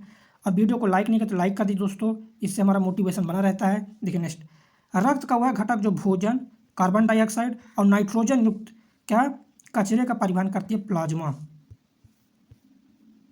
अगला क्वेश्चन, मानव शरीर का पीएच स्तर होता है 7 से 7.8 के बीच में हो सकता है। रक्त में पाया जाने वाला क्या जो शरीर में ऑक्सीजन परिवहन के लिए जिम्मेदार है? तो ऑक्सीजन परिवहन के लिए जिम्मेदार है वो आपका आरबीसी है। ऑक्सीजन परिवहन के लिए क्या जिम्मेदार है? तो ऑक्सीजन परिवहन के लिए जो जिम्मेदार होता है वो आपका होता है आरबीसी। कौन है जिम्मेदार? आरबीसी है। अगला क्वेश्चन देखिएगा, ऑक्सीजन की उपस्थिति में श्वसन है वायवीय श्वसन है। क्या होता है? ऑक्सीजन की उपस्थिति में जो श्वसन होता है वो वायवीय श्वसन होता है। कौन सा? वायवीय श्वसन होता है। रक्त वाहिका के व्यास को बदल देता है। कौन बदलता है? मांसपेशी ऊतक। क्या होता है? रक्त वाहिका के जो व्यास है उसको कौन बदलता है? मांसपेशी ऊतक बदलता है। नेक्स्ट, आंतरिक गति निर्धारक मानव शरीर में स्थित होता है तो दिल में। जो आंतरिक गति निर्धारक जो होता है वो कहाँ पर होता है? वो आपका होता है दिल में। कहाँ पर होता है दोस्तों? तो वो होता है आपका दिल में होता है। चलिए अगले क्वेश्चन पर चलते हैं। देखिए, एबीओ रक्त ग्रुप प्रणाली का जो आविष्कार है किसने किया था? तो कार्ल लैंडस्टीनर ने। किसने किया? एबीओ रक्त जो ग्रुप है, एबीओ रक्त ग्रुप जो है, इसकी खोज किसने किया? कार्ल लैंडस्टीनर ने किया है। चलिए, सभी क्वेश्चन इंपॉर्टेंट है, आपको करना है, ध्यान से करते रहना आंसर। देखिए, वयस्क मानव के शरीर में खून होता है 5 लीटर। कितना होता है? 5 लीटर। नेक्स्ट, हृदय के कार्य को अधिक उपयुक्त रूप से बताता है कौन? इकोकार्डियोग्राम। और मानव रक्त का फिक्स पीएच मान 7.4, याद रखिएगा, फिक्स है मानव रक्त का पीएच मान 7.4। देखिए, इसमें रक्त से रिलेटेड बहुत सारे क्वेश्चन आए हैं इस वीडियो में। देखिए, ए बी रक्त वर्ग वाला जो व्यक्ति है, किससे? ए बी रक्त वर्ग वाला जो व्यक्ति है किसी भी वर्ग से रक्त ले सकता है। क्यों? क्योंकि ए बी को बोलते हैं, हम क्या बोलते हैं ए बी को? सर्वग्राही। क्या बोलते हैं ए बी को? सर्वग्राही। और ओ को क्या बोलते हैं? ओ को बोलते हैं सर्वदाता। क्या बोलते हैं? ए बी को बोलते हैं सर्वग्राही और ओ को बोलते हैं सर्वदाता। देखिए, इंसुलिन है, तो इंसुलिन क्या है? हार्मोन है। क्या दोस्तों? इंसुलिन, इंसुलिन आपका क्या है? इंसुलिन आपका हार्मोन है। नेक्स्ट, थायरॉक्सिन के संश्लेषण के लिए आवश्यक है आयोडीन। क्या आवश्यक है दोस्तों? तो थायरॉक्सिन के संश्लेषण के लिए जो आवश्यक है वो आपका आयोडीन है। नेक्स्ट, रक्त में शर्करा के स्तर में वृद्धि का पता चलता है कैसे? अग्नाशय की कोशिकाओं द्वारा। शर्करा के स्तर का जो पता हम लोग चलाते हैं अग्नाशय के कोशिकाओं द्वारा पता चलता है। नेक्स्ट, पुरुष ग्रंथि से होने वाला स्राव प्रवेश करता है कहाँ? मूत्र मार्ग में। कहाँ प्रवेश करता है? मूत्र मार्ग में। नेक्स्ट क्वेश्चन देखिएगा, वृषण से मुक्त किया जाता है टेस्टोस्टेरोन हार्मोन। जो वृषण होता है उससे कौन सा हार्मोन निकलता है? टेस्टोस्टेरोन हार्मोन जो है वहां से निकलता है। चलिए देखिए, टेस्टोस्टेरोन जो एक नर सेक्स हार्मोन है संश्लेषित होता है कहाँ से? तो वृषण में संश्लेषित। कहाँ से? वृषण से संश्लेषित होता है। नेक्स्ट, मास्टर ग्रंथि के नाम से जाना जाता है किसको? पिट्यूटरी ग्रंथि को। इसको बोलते हैं मास्टर ग्रंथि। तो मास्टर ग्रंथि बोलते हैं, पिट्यूटरी ग्रंथि को बोलते हैं मास्टर ग्रंथि। नेक्स्ट, शरीर में पिट्यूटरी ग्रंथि स्थित है मस्तिष्क के तल पर। कहाँ पर दोस्तों? तो शरीर में पिट्यूटरी ग्रंथि स्थित है कहाँ पर? मस्तिष्क के तल पर। अगला देखिएगा, वह हार्मोन जो बच्चे का जन्म के बाद दूध बनने की प्रक्रिया को उत्तेजित करता है प्रोलैक्टिन है। क्या होता है? एक हार्मोन बताना है जो बच्चे के जन्म के बाद दूध बनने के लिए उत्तरदायी है। किसमें? माता में दूध बनने के लिए जो उत्तरदायी है प्रोलैक्टिन हार्मोन है। Very very important question. देखिए नेक्स्ट क्वेश्चन, आपातकालीन हार्मोन एड्रीनल हार्मोन को बोलते हैं। क्या बोलते हैं? एड्रीनल हार्मोन को बोलते हैं। अस्थि मज्जा में मौजूद वह हार्मोन जो आरबीसी उत्पादन को बढ़ाता है तो क्या बोलते हैं? इरेथ्रोपिटिन बोलते हैं, है ना, आरबीसी के लिए। हार्मोन सामान्यतः अनुपस्थित होते हैं तो जीवाणु में। देखिए, जीवाणु में हार्मोन नहीं होते, बैक्टीरिया में जो है ना हार्मोन नहीं होते हैं, याद रखिएगा। नेक्स्ट, यकृत द्वारा स्रावित पित्त जो है मदद करता है किसमें? पाचन में मदद करता है। किसमें? पाचन में आपके ये मदद करता है। वेरी वेरी इंपॉर्टेंट क्वेश्चन है। और लाइक करते रहें सभी लोग, चैनल को सब्सक्राइब कर लें और अच्छा लग रहा है दोस्तों शेयर कीजिएगा ताकि आपके मित्र जो हैं वो भी पढ़ सकें। अगला क्वेश्चन, ये नेक्स्ट क्वेश्चन, पुरुषों में प्राथमिक यौन अंग क्या है? तो वृषण है। पुरुषों की हम बात कर रहे हैं, किसमें? पुरुषों की हम बात कर रहे हैं। तो पुरुषों में प्राथमिक यौन अंग क्या है? वृषण है। एक शुक्राणु का एक अंडाणु से संयुग्म कहलाता है, क्या कहलाता है? सिंगेमी कहलाता है ना। चलिए, बढ़ते भ्रूण के धारण और पोषण के लिए हर महीने मादा प्रजनन प्रणाली वह हिस्सा है जो अपने आप में क्या है दोस्तों? अपने आप को तैयार करता है गर्भाशय में। कहाँ पर? गर्भाशय में। देखिए अगला क्वेश्चन, वेरी वेरी इंपॉर्टेंट, एक गर्भाशय की लाइनिंग से युग्मजन का जुड़ना क्या कहलाता है? इम्प्लांटेशन कहलाता है। वेरी वेरी इंपॉर्टेंट, क्या है? एक गर्भाशय की लाइनिंग से युग्मजन का जुड़ना इम्प्लांटेशन कहलाता है। प्रोस्टेट ग्रंथि तो मूत्राशय के नीचे होती है। कहाँ पर होती है प्रोस्टेट ग्रंथि? तो प्रोस्टेट जो ग्रंथि होती है दोस्तों, कौन सी ग्रंथि की बात कर रहे हैं? प्रोस्टेट ग्रंथि जो होती है ना मूत्राशय के नीचे होती है। किसके नीचे होती है? मूत्राशय के नीचे होती है। अगला क्वेश्चन देखिएगा, अंडा अंडाशय से कोख में लाया जाता है। क्या होता है? अंडा जो है अंडाशय से कोख में लाया जाता है किसके द्वारा? डिंब वाहिनी के माध्यम से। किसके द्वारा लाया जाता है? डिंब वाहिनी के माध्यम से लाया जाता है। नेक्स्ट, मानव प्रजनन प्रणाली का वह हिस्सा जो माँ के रक्त से भ्रूण को पोषण प्राप्त करने में मदद करता है। क्या करता है? भ्रूण को पोषण प्राप्त करने में मदद करता है, वो आपका गर्भनाल। क्या है? गर्भनाल। नेक्स्ट, भ्रूण विकसित होता है, कहाँ पर विकसित होता है भ्रूण? गर्भाशय में। सिंपल सी बात है ना। देखिए, इस तरह से क्वेश्चन आपके एग्जाम में आते हैं, बेसिक क्वेश्चन, लेकिन अगर आप नहीं पढ़े हैं तो आपको ये कठिन लगेगा। तो भ्रूण कहाँ विकसित होता है? गर्भाशय में। वेरी वेरी इंपॉर्टेंट क्वेश्चन है। नेक्स्ट, अंडकोश की थैली में उदर गुहा के बाहर स्थित होता है वृषण। क्या क्या स्थित होता है? उदर गुहा के बाहर जो स्थित होता है वो वृषण स्थित होता है। नेक्स्ट, निषेचन के परिणाम स्वरूप निर्माण होता है युग्मजन का। किसका? निषेचन के परिणाम स्वरूप जो निर्माण होता है वो आपका युग्मजन का निर्माण होता है, याद रखिएगा। और मानव में कितने गुणसूत्र पाए जाते हैं? तो मानव में गुणसूत्र पाए जाते हैं 46। 23 जोड़ा, ये 46 बोल सकते हो। देखिए, एक प्रजनन कोशिका क्या है? तो युग्मक। नेक्स्ट, माँ के शरीर के अंदर बच्चे के विकास में लगते हैं लगभग 9 महीना। कितना समय लगता है? 9 महीना का समय लगता है। किसमें दोस्तों? तो माँ के शरीर के अंदर बच्चे के विकास में कितना समय लगता है? लगभग 9 महीना। नेक्स्ट, मनुष्यों में निषेचित अंडा प्रत्यारोपित हो जाता है गर्भाशय के स्तर में। कहाँ पर प्रत्यारोपित होता है? तो प्रत्यारोपित होता है गर्भाशय के स्तर में। Very very important question. Next है, प्रजनन की प्रक्रिया के दौरान होने वाली भिन्नताएं हो सकती है वंशानुगत। क्या हो सकती है? वंशागत हो सकती है। अगला क्वेश्चन देखिए, नर जनन कोशिकाओं का उत्पादन होता है वृषण में। कहाँ पर होता है? तो नर जो जनन कोशिकाओं का जो उत्पादन है वो आपका कहाँ पर होता है दोस्तों? तो वो होता है आपका वृषण में। वेरी वेरी इंपॉर्टेंट क्वेश्चन है। चलिएगा, लाइक कर दीजिएगा, सभी दोस्त लाइक कर दें अगर अच्छा लग रहा है। देखिएगा, नेक्स्ट क्वेश्चन है आपका,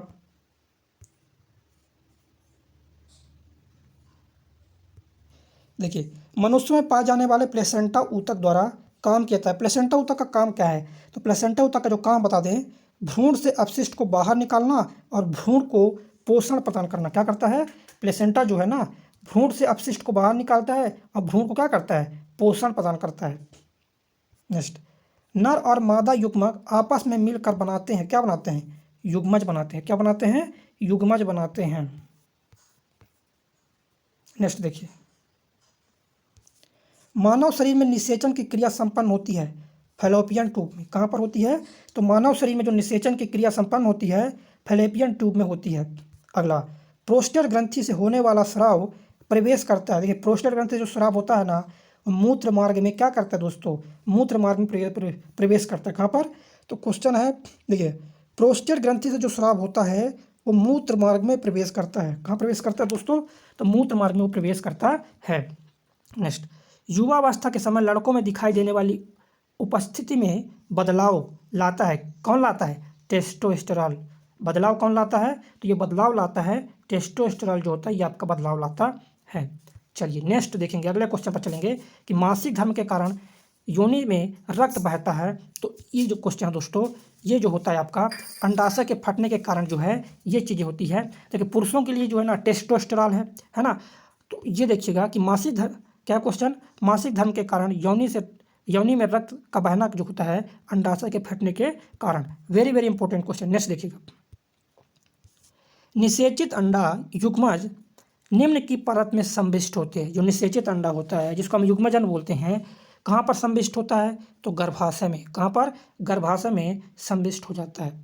नेक्स्ट, शुक्रवाहिका समान मार्ग के निर्माण के लिए मूत्राशय से होकर आने वाली नलिका के साथ जुड़ी होती है, जिसे क्या कहते हैं? जिसे हम मूत्र मार्ग कहते हैं। क्या कहते हैं? मूत्र मार्ग। पुरुषों में अंडकोश होते हैं तो 2 हो जाएगा। देखिए, अगला क्वेश्चन वेरी वेरी इंपॉर्टेंट, यौन प्रजनन में अभिभावक का योगदान होता है। किसके लिए योगदान होता है? उनके जीन का आधा भाग। क्या? उनके जीन का या उनके वंशाणु का आधा भाग, ये योगदान होता है। देखिए, वेरी वेरी इंपॉर्टेंट क्वेश्चन 89, मादा प्रजनन कोशिका का नाम क्या है? अंडा। क्या होता है? मादा प्रजनन कोशिका का नाम है अंडा।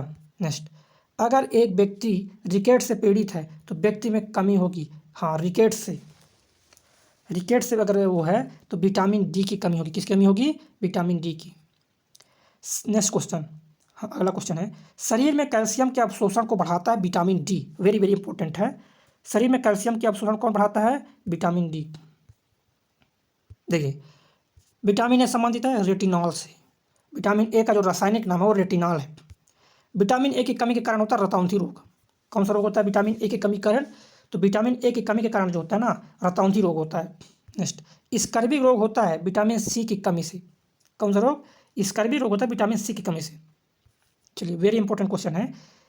खट्टे फलों को एक समृद्ध स्रोत माना जाता है, क्यों? क्योंकि विटामिन सी होता है इसमें। देखिए, जो खट्टे फल होते हैं ना, उसमें क्या होता है? तो खट्टे फलों में तो विटामिन सी होता है। और विटामिन ए की बात करोगे तो विटामिन ए किसमें पाया जाता है? विटामिन ए पाया जाता है पपीता में सबसे ज़्यादा।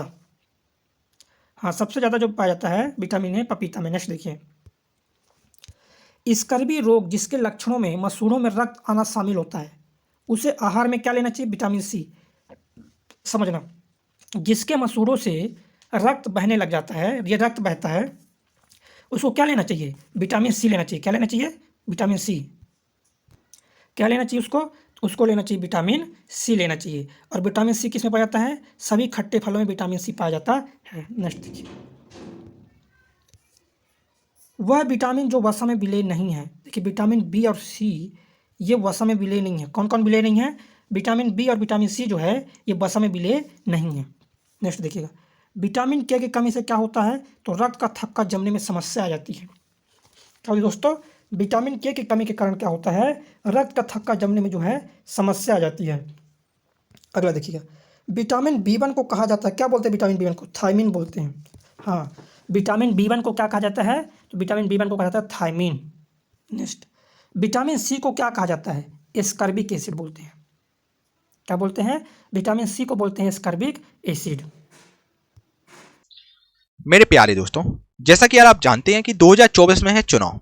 इस बार भाई जब सरकार पूरी कोशिश करे कि एक बच्चा भी दुखी ना रहे, तो सरकार दोस्तों भर भर के वैकेंसी निकाल रही है। अभी आपने हाल ही में देखा भी होगा, एसएससी में दोस्तों आपकी बम्पर वैकेंसी निकली है, सीजीएल में हुआ, और जीडी में 50,000 प्लस वैकेंसी निकली है, और सीजीएल में 35,000 प्लस वैकेंसी निकली है।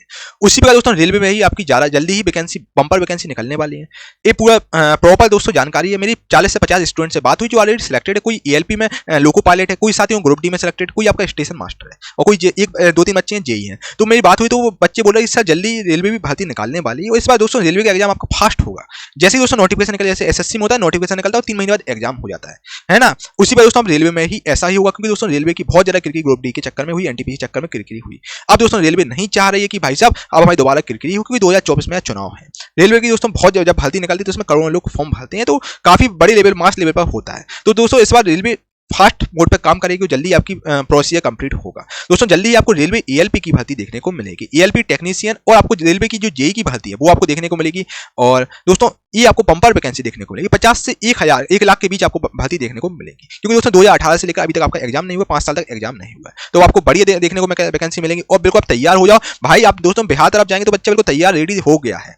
अगर आप तैयार नहीं हो तो बच्चा अब तैयार हो जाओ, देर आए सवेर आए, ये बात समझ के बिल्कुल तैयार हो जाओ। अभी इस मूवमेंट से पढ़ाई चालू कर दो, ऐसा मौका दोस्तों आपको बार बार नहीं मिलेगा। ये बहुत अच्छी भर्ती होती है, ठीक है भाई साहब, अच्छे तरीके से लग जाओ। दोस्तों जब रेलवे ग्रुप डी का एग्जाम था, मेरे काफी बच्चे दोस्तों इस बार रेलवे ग्रुप डी में सिलेक्टेड है, मतलब हजारों की तादाद में बच्चे सिलेक्टेड ग्रुप डी में है। यार मेरी बात हुई है कि भाई साहब आपको किस किस कोर्स से मदद मिली, तो बच्चों ने बोला सर आपकी जो विज्ञान चालीसा है वन ऑफ द बेस्ट थी, इससे हमें काफी ज्यादा मदद मिली है, इससे काफी क्वेश्चन एग्जाम में देखने को मिले थे, ठीक है दोस्तों। और थोड़ा सा रेलवे का पोर्शन भी ग्रुप डी में थोड़ा टफ था एग्जाम, क्योंकि एक ही सेप्टेम्बर था, मतलब एक ही फेज था। अब दोस्तों जो कि ईएलपी का आपका 2 फेज में एग्जाम होगा, सीबीटी 1 और सीबीटी 2 होगा, ठीक है, तो 2 एग्जाम होंगे। तो आपका साइंस ईजी भी आपको देखने को मिलेगा। दोस्तों विज्ञान चालीसा सब बच्चों ने मोस्टली 95% बच्चों ने दोस्तों रिकमेंड किया कि सर विज्ञान Chalisa one of the best है, ठीक है, क्योंकि इसमें मोस्टली क्वेश्चन दोस्तों सिलेक्टेड है। दोस्तों ईएलपी और टेक्नीशियन के लिए और जेई की भर्ती के लिए दोस्तों विज्ञान चालीसा सबसे बेस्ट रहेगी आप लोगों के लिए। इसको आप जरूर दोस्तों एक बार देखिए, जिसमें दोस्तों टॉप 5000 क्वेश्चन आपको दिए जा रहा है, जो कि वन ऑफ द बेस्ट है, सुपर सिलेक्टेड क्वेश्चन है। सुपर सिलेक्टेड क्वेश्चन का दोस्तों आप मतलब जानते हैं, जो 10 बार क्वेश्चन एग्जामिनर ने पूछा, जो 12 बार पूछा गया, जो बहुत ज्यादा इंपॉर्टेंट क्वेश्चन है वही इसमें रखे गए हैं। और साथ ही इसकी खास बात है, ये बच्चों का बोलना था कि सर इसमें हमें प्रॉफिट क्या हुआ है, इसमें क्वेश्चन वन लाइनर फॉर्मेट में मिले हैं। साथ ही उसमें वन लाइनर फॉर्मेट में हम लोगों ने इसीलिए रखे थे ताकि आपको हमेशा चीजें याद है, वन लाइनर में चीजें हमें याद करने में आसानी होती है, और यहाँ पर साथियों सिस्टमैटिकली रूप में आपको क्वेश्चन दिए जा रहे हैं, ठीक है, जो कि आपकी परीक्षा में 100% पूछे जाएंगे यार, है ना। तो साथियों विज्ञान Chalisa one of the best आपकी एग्जाम के लिए रहेगी। आप ईएलपी की तैयारी कर रहे हैं, टेक्नीशियन, या फिर आप जेई की तैयारी कर रहे हैं, दोस्तों यहाँ पर साइंस का बहुत इंपॉर्टेंट रोल प्ले साइंस करता है। दोस्तों आपका ईएलपी की अगर बात करें, ईएलपी में 20 क्वेश्चन साइंस के आते हैं, उसी पर दोस्तों जेई की बात करें, जेई में आपके 30 क्वेश्चन साइंस से आते हैं, ठीक है। तो बच्चा साइंस बहुत इंपॉर्टेंट रोल प्ले करता है, तो आपको विज्ञान चालीसा के क्वेश्चन एक एक घोल के पीना है। साथियों पहले ई बुक आपको दी जा रही थी, पहले आपको ई बुक दी जाती है, ग्रुप डी का पेपर था जो कि 199 में आपको दी जा रही थी। ठीक है, बच्चों का दोस्तों काफी मैसेज बच्चों के रहे, सर इसका कंप्लीट वीडियो कोर्स भी लॉन्च कीजिए आप, क्योंकि विज्ञान 40 बेस्ट है, यहाँ से क्वेश्चन मोस्टली फंस रहे हैं। तो वीडियो में दोस्तों क्या होता है, हमें चीजें आसानी होती हैं, इसका प्रॉपर आपको एक्सप्लेनेशन भी बताया गया है ना। कोई भी क्वेश्चन आप फंस गए तो आपने वीडियो देख ली दोस्तों, उसके लिए हमने आपको उसी मूल्य में 30+ वीडियो का पूरा कोर्स भी आपको फ्री में प्रोवाइड करा दिया है। ठीक है, अब यानी कि दोस्तों आपको ई बुक के साथ साथ कंप्लीट वीडियो कोर्स भी देखने को मिलेगा। ठीक है, जो कि दोस्तों ऑफर पीरियड में आपको देखने को मिल रहा है। ठीक है, फिर इसका प्राइस हाइक हो जाए मे बी। ठीक है, तो साथियों इस विज्ञान 40 को ले सकते हो कि वन ऑफ द बेस्ट आपके एग्जाम के लिए रहेगी। साथियों इसको ई बुक को आप प्रिंट आउट जरूर निकलवाइए। मैंने इसमें दोस्तों बेसिकली हिंदी इंग्लिश दोनों में है, ये आपकी इंग्लिश हिंदी दोनों में है।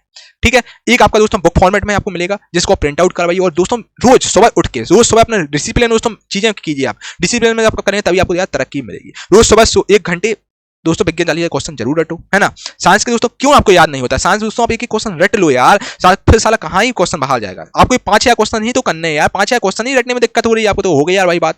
दोस्तों इस विज्ञान 40 को आप टॉप 5 क्वेश्चन इसको रट लीजिए, जो कि आपके एग्जाम के लिए बहुत बहुत बहुत ज्यादा इंपॉर्टेंट है यार, है ना। दोस्तों जैसे आप हनुमान 40 आपको रट गई, वैसे आप विज्ञान 40 आपको रट जानी चाहिए यार, है ना।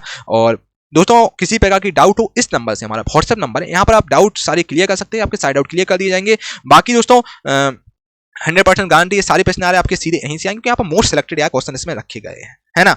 और ई बुक के साथ साथ साथियों आपको इसमें ई बुक तो दी ही जा रही है 199 में, और साथ ही आपको कंप्लीट कोर्स भी दिया जाए जो कि ऑफर पीरियड में आपको दिया जा रहा है, जिसको आप ले सकते हैं, जो कि ऑफर कुछ ही समय के लिए उपलब्ध है, फिर आपको शायद कोर्स ना मिले दोस्तों देखने को, है ना। तो दोस्तों बाकी मैं डिस्क्रिप्शन में लिंक डाल दूं गुरुकुल प्लस ऑफिशियल ऐप का। गुरुकुल प्लस ऑफिशियल ऐप है जहां पर आपको विज्ञान 40 कंप्लीट मिलेगी, कंप्लीट ई बुक और कंप्लीट कोर्स आपको देखने को मिलेगा। ठीक है, तो चलिए भाई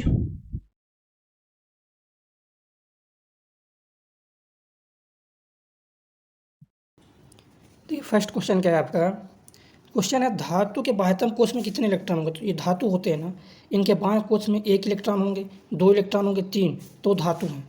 और जो उपधातु होते हैं उनके बाह्य कोश में 4 इलेक्ट्रॉन होते हैं, और अधातुओं के बाह्य कोश में 5, 6, 7, 8 ये इलेक्ट्रॉन होते हैं। तो ये चीज़ें आपको याद रखना होगा कि धातु के बाह्यतम कोश में 1 से 3 इलेक्ट्रॉन होते हैं। अगला क्वेश्चन देखिएगा, ये सभी क्वेश्चन इंपॉर्टेंट है, ध्यान से आंसर करना है। अगला है सबसे बाहरी ऑर्बिटल में निम्न इलेक्ट्रॉन की संख्या समान, किसकी इलेक्ट्रॉन संख्या। तो आर्सेनिक और बिस्मथ की इलेक्ट्रॉन संख्या समान होती है। देखिए बिस्मथ की बात किया जाए तो बिस्मथ का परमाणु क्रमांक होता है कितना, बिस्मथ का परमाणु क्रमांक होता है आपका 83 होता है ना। तो ये आपको याद रखना होगा। तो इस तरह से आपको याद रखना है कि बिस्मथ का परमाणु क्रमांक कितना हो जाएगा, हाँ 83 होता है। देखिए वह तत्व जिसके बाहरी सेल में 8 इलेक्ट्रॉन के साथ 3 कक्षाएँ होती हैं, आर्गन है वो। और आर्गन का परमाणु क्रमांक कितना होता है, आर्गन परमाणु क्रमांक होता है 18, और ये अक्रिय गैस है। नेक्स्ट क्वेश्चन, एक तत्व की परमाणु संख्या बराबर होती है। ये परमाणु संख्या जो है ना, हाँ प्रोटॉनों की संख्या के बराबर होती है परमाणु संख्या। चलिए ये परमाणु संख्या मतलब प्रोटॉनों की संख्या। प्रोटॉन परमाणु क्रमांक को दर्शाता है जो न्यूक्लियन में। देखिए प्रोटॉन कहाँ पर होता है, तो प्रोटॉन न्यूक्लियन में होता है, नाभिक में होता है प्रोटॉन, ये आपको याद रखना है। नेक्स्ट देखिएगा, हाइड्रोजन अणु का नाभिक बना होता है। तो हाइड्रोजन अणु का जो नाभिक है 1 प्रोटॉन से बना होता है। हाइड्रोजन के नाभिक में न्यूट्रॉन नहीं होते हैं। और हाइड्रोजन के 3 समस्थानिक है, कौन, प्रोटियम, ड्यूटेरियम और ट्राइटियम होता है। चलिए अगला क्वेश्चन देखिएगा, देखिए पोटेशियम का परमाणु क्रमांक कितना है, पोटेशियम का परमाणु संख्या 19 है और द्रव्यमान संख्या 39 है। इसके परमाणु में न्यूट्रॉन की संख्या, तो क्या करते हैं, द्रव्यमान संख्या में अगर परमाणु संख्या माइनस करेंगे तो न्यूट्रॉन की संख्या जाएगा 20 न्यूट्रॉन होंगे। नेक्स्ट, कार्बन परमाणु के बारे में कार्बन 612 से निष्कर्षित किया जाता है। देखिए कार्बन अगर आप लिखा है 612, तो इसमें जो है 6 न्यूट्रॉन और 6 प्रोटॉन होंगे और 6 इलेक्ट्रॉन होंगे कार्बन में। और सबसे ज़्यादा जो श्रृंखला बनाता है, सर्वाधिक श्रृंखला बनाने का जो गुण है वो आपके कार्बन में है। नेक्स्ट क्वेश्चन देखिएगा, देखिए एक तत्व के भार की तुलना में एक मूल विशेषता माना जाता है परमाणु क्रमांक को, भार की तुलना में।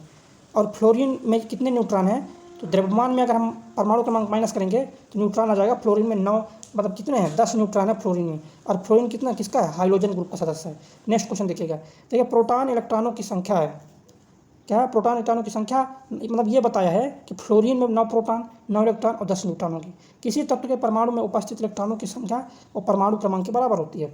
अगला क्वेश्चन देखिएगा, कार्बन डाइऑक्साइड में कार्बन की संयोजकता कितनी है, 4 होती है। प्राय धनावेशित तत्वों की संयोजकता 1, 2, 3, जो धनावेशित होते हैं उनकी संयोजकता होती है 1, 2, 3। अगला क्वेश्चन देखिएगा, किसी तत्व की जो संयोजकता शक्ति कहलाती है तो संयोजकता कहलाती है। अगला, सांद्र अम्ल को तनु करने के लिए हमें पानी में सांद्र अम्ल धीरे धीरे डालना चाहिए।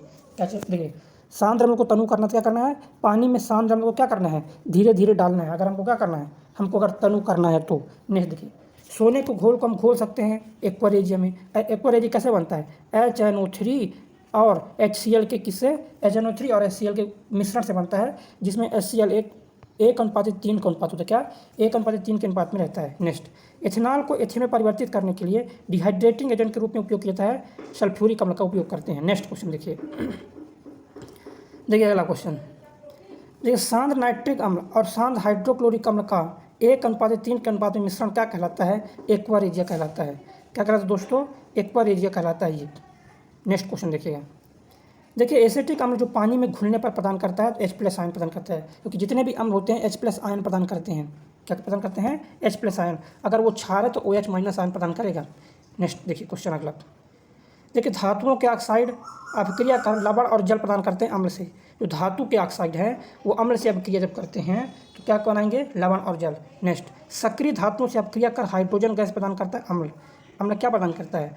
अम्ल धातु से क्रिया करता है तो हाइड्रोजन प्रदान करता है। नेक्स्ट, धातु कार्बोनेट और धातु हाइड्रोजन कार्बोनेट से अभिक्रिया कर कार्बन डाइऑक्साइड प्रदान करते हैं तो अम्ल क्या प्रदान करेंगे? अम्ल। नेक्स्ट, कार्बन के चतुर्थ संयोजकता होने के कारण और उनके सहसंयोजकता बंध बनाने के कारण कार्बन क्या दर्शाता है? तो कार्बन दर्शाता है श्रृंखला बंधन दर्शाता है। नेक्स्ट क्वेश्चन देखिए, दो परमाणुओं के बीच इलेक्ट्रॉनों की साझेदारी द्वारा बनते हैं सहसंयोजक बंध बनते हैं। क्या बनते हैं? सहसंयोजक बंध बनते हैं। किसके द्वारा दोस्तों?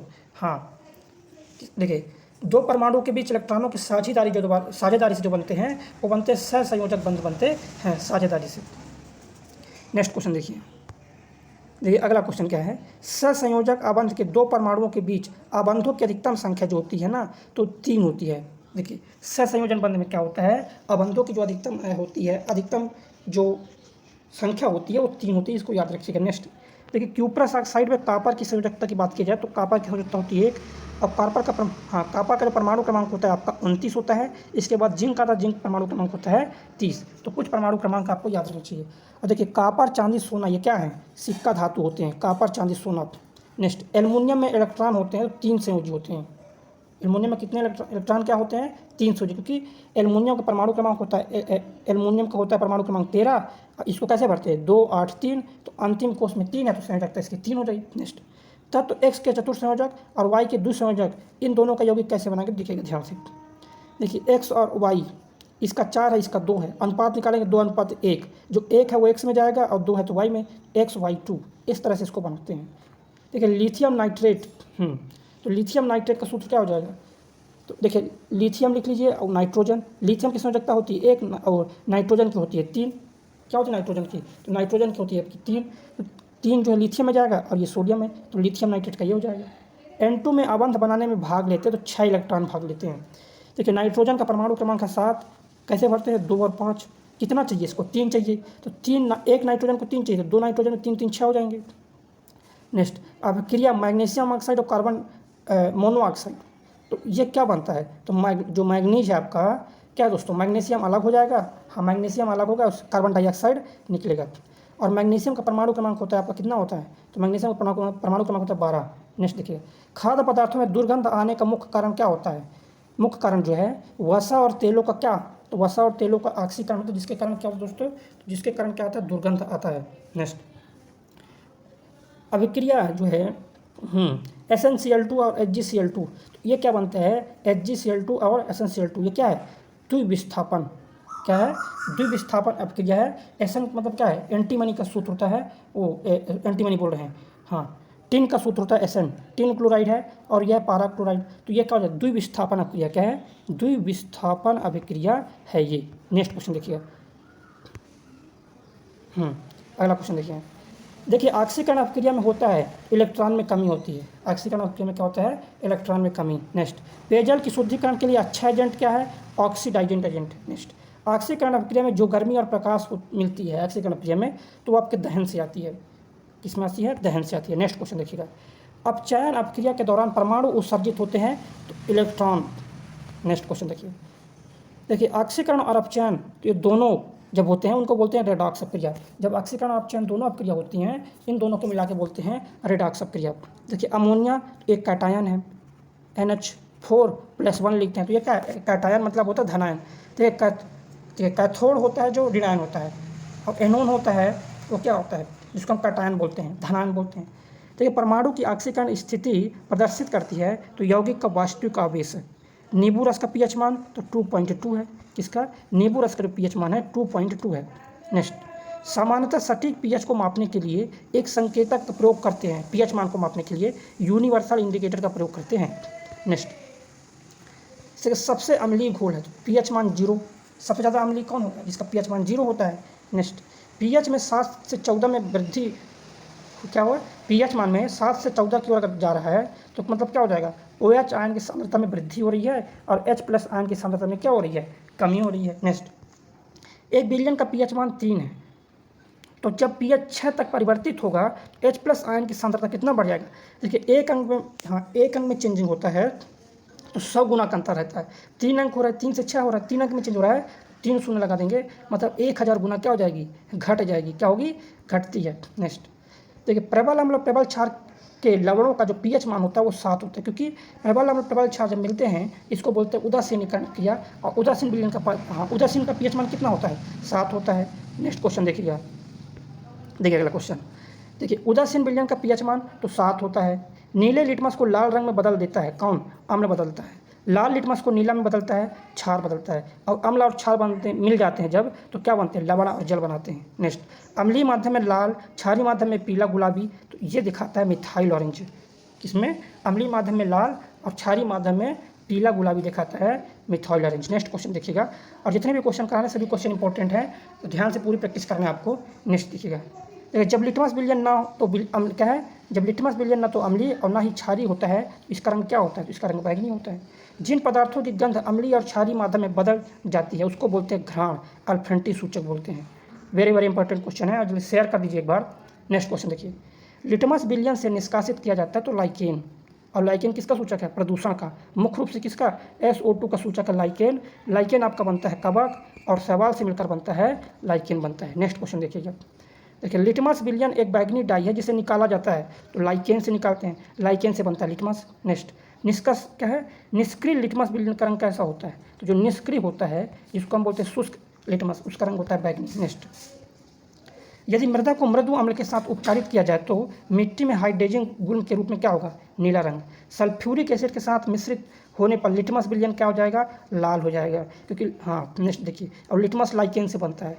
दुर्बल अम्ल और प्रबल क्षार के बीच अगर वो क्रिया होती है तो सर्वाधिक सूचक का उपयोग करके अपन ये कर सकते हैं। देखिए डी ब्लॉक के तत्व समूह 2 से 13 के बीच में है। आधुनिक आवर्त सारणी में वो 2 आवर्त जिसमें प्रत्येक में 8 तत्व हैं तो दूसरे और तीसरे आवर्त में 8-8 हैं। नेक्स्ट, आवर्त चौथे और 5वें आवर्त में कितने? 18-18 तत्व हैं। आधुनिक आवर्त सारणी में ब्रोमीन, तो ब्रोमीन कहाँ है? चौथे आवर्त में है और 17वें समूह में क्या है दोस्तों? ब्रोमीन है। आधुनिक आवर्त सारणी में केवल गैस है। पहले आवर्त में केवल गैस है, हाइड्रोजन और हीलियम ये पहले आवर्त में आते हैं और ये दोनों गैस हैं। आधुनिक आवर्त सारणी में आवर्त 6वें और 7वें में होते हैं तो लैंथेनाइड और एक्टिनाइड होते हैं आवर्त 6वें और आवर्त 7वें में। अगला क्वेश्चन देखिए, आधुनिक आवर्त सारणी में परमाणु क्रमांक परमाणु संख्या 11 से लेकर 18 वाले, तो जो परमाणु क्रमांक 11 से 18 वाले हैं वो तीसरे में आते हैं। किस में आते हैं? तीसरे में आते हैं। जब हम सोडियम से आर्गन की ओर जाते हैं तो ये जो लाइन आती है आवर्त सारणी में तीसरा आवर्त है। आधुनिक आवर्त सारणी में समूह 1 में, तो समूह 1 में कितने तत्व हैं? 7 तत्वों को रखा गया समूह 1 में, जिसको हम क्षारीय धातु कहते हैं। नेक्स्ट, आधुनिक आवर्त सारणी में जिस समूह के तत्वों का बाहरी कोष पूर्ण होता है, देखिए बाहरी कोष केवल एक ही समूह का पूर्ण है, वो है आपके 18वें समूह का जो बाहरी कोष है पूर्ण है। सभी के बाहरी सेल में 8 इलेक्ट्रॉन होते हैं। नेक्स्ट देखिए 37, 19, 3, 5 ये परमाणु संख्या है तो किसका है? ये सभी धातुओं का है। क्यों? देखिए 19 परमाणु क्रमांक किसका है? पोटेशियम का। 3 है लिथियम का। तो ये सभी जो है ना ये क्या है? ये धातुओं की परमाणु संख्या है। नेक्स्ट देखिएगा, देखिए एक्टिनियम के बाद जो 14 तत्व आते हैं इनको बोलते हैं एक्टिनाइड, और एक्टिनाइड में 14 तत्व होते हैं और लैंथेनाइड में 14 तत्व होते हैं। टोटल एफ ब्लॉक में तत्वों की संख्या कितना होता है? 28 तत्व होते हैं एफ ब्लॉक में। नेक्स्ट, आधुनिक आवर्त सारणी में इलेक्ट्रॉनिक विन्यास जो क्या है? इलेक्ट्रॉनिक विन्यास वाले जो हैं 2, 8, 1 वाले तत्व किस समूह में रखे जाएंगे? तो देखिए इलेक्ट्रॉनिक विन्यास क्या है? 2, 8, 1। बाहरी सेल में 1 इलेक्ट्रॉन है तो उसको समूह 1 में रखा जाएगा। अगर 2 इलेक्ट्रॉन होगा बाहरी सेल में तो 2 में रखा जाएगा।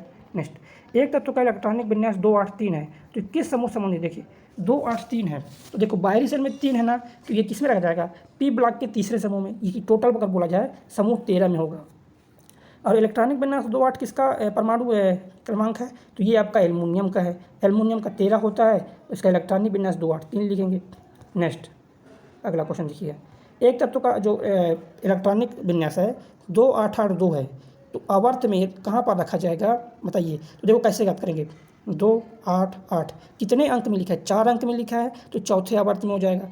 और किसका ये परमाणु इलेक्ट्रॉनिक विन्यास है, 8 2 10 10 18 18 18 2 20 20 परमाणु क्रमांक किसका है, ये आपका होता है कैल्शियम का। और कैल्शियम किस समूह में है, कैल्शियम दूसरे समूह में आता है और चौथे आवर्त में आता है। नेक्स्ट देखिए, एक तत्व का इलेक्ट्रॉनिक विन्यास है 2 8 6 है, तो ये किससे संबंधित है, देखिए 2 8 6 है, तो कितने अंक में लिखा गया, 2 8 6 3 अंकों में, तो आवर्त तीसरे में आएगा। और समूह किस में आएगा, 16वें समूह में आएगा।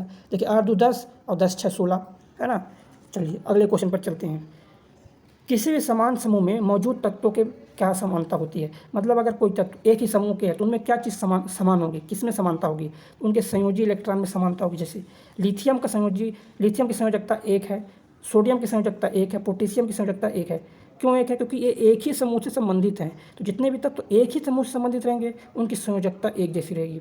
नेक्स्ट देखिए, दुर्लभ मृदा तत्वों की विशेषता क्या है, तो दुर्लभ मृदा तत्वों की एक विशेषता है कि उनकी बाहरी 3 सेल अपूर्ण होती हैं। देखिए एस और पी ब्लॉक में जितने भी तत्व हैं उनके बाहरी 1 सेल अपूर्ण होंगे, और जो डी ब्लॉक में तत्व हैं उनके बाहरी 2 सेल अपूर्ण होंगे, और जो एफ ब्लॉक के तत्व होते हैं उनके बाहरी 3 सेल अपूर्ण होते हैं। इसीलिए एस पी में होता है संयोजकता, है ना, और जो डी में होता है इनके संयोजकता क्लियर नहीं है, इसको बोलते हैं संक्रमण तत्व, और एफ ब्लॉक को बोलते हैं आंतरिक संक्रमण तत्व। नेक्स्ट उच्चतम प्रथम आयनीकरण क्षमता, ये नाइट्रोजन। देखिए अगला क्या है, नेक्स्ट क्वेश्चन, और सभी क्वेश्चन इंपॉर्टेंट हैं। देखिए ऑक्सीजन, सल्फर और सिलेनियम तत्वों के परमाणु आकारों का क्रम। देखिए इनमें सबसे बड़ा जो है सिलेनियम, सल्फर है, ऑक्सीजन है ना। तो कैसे ज्ञात करेंगे समझिएगा।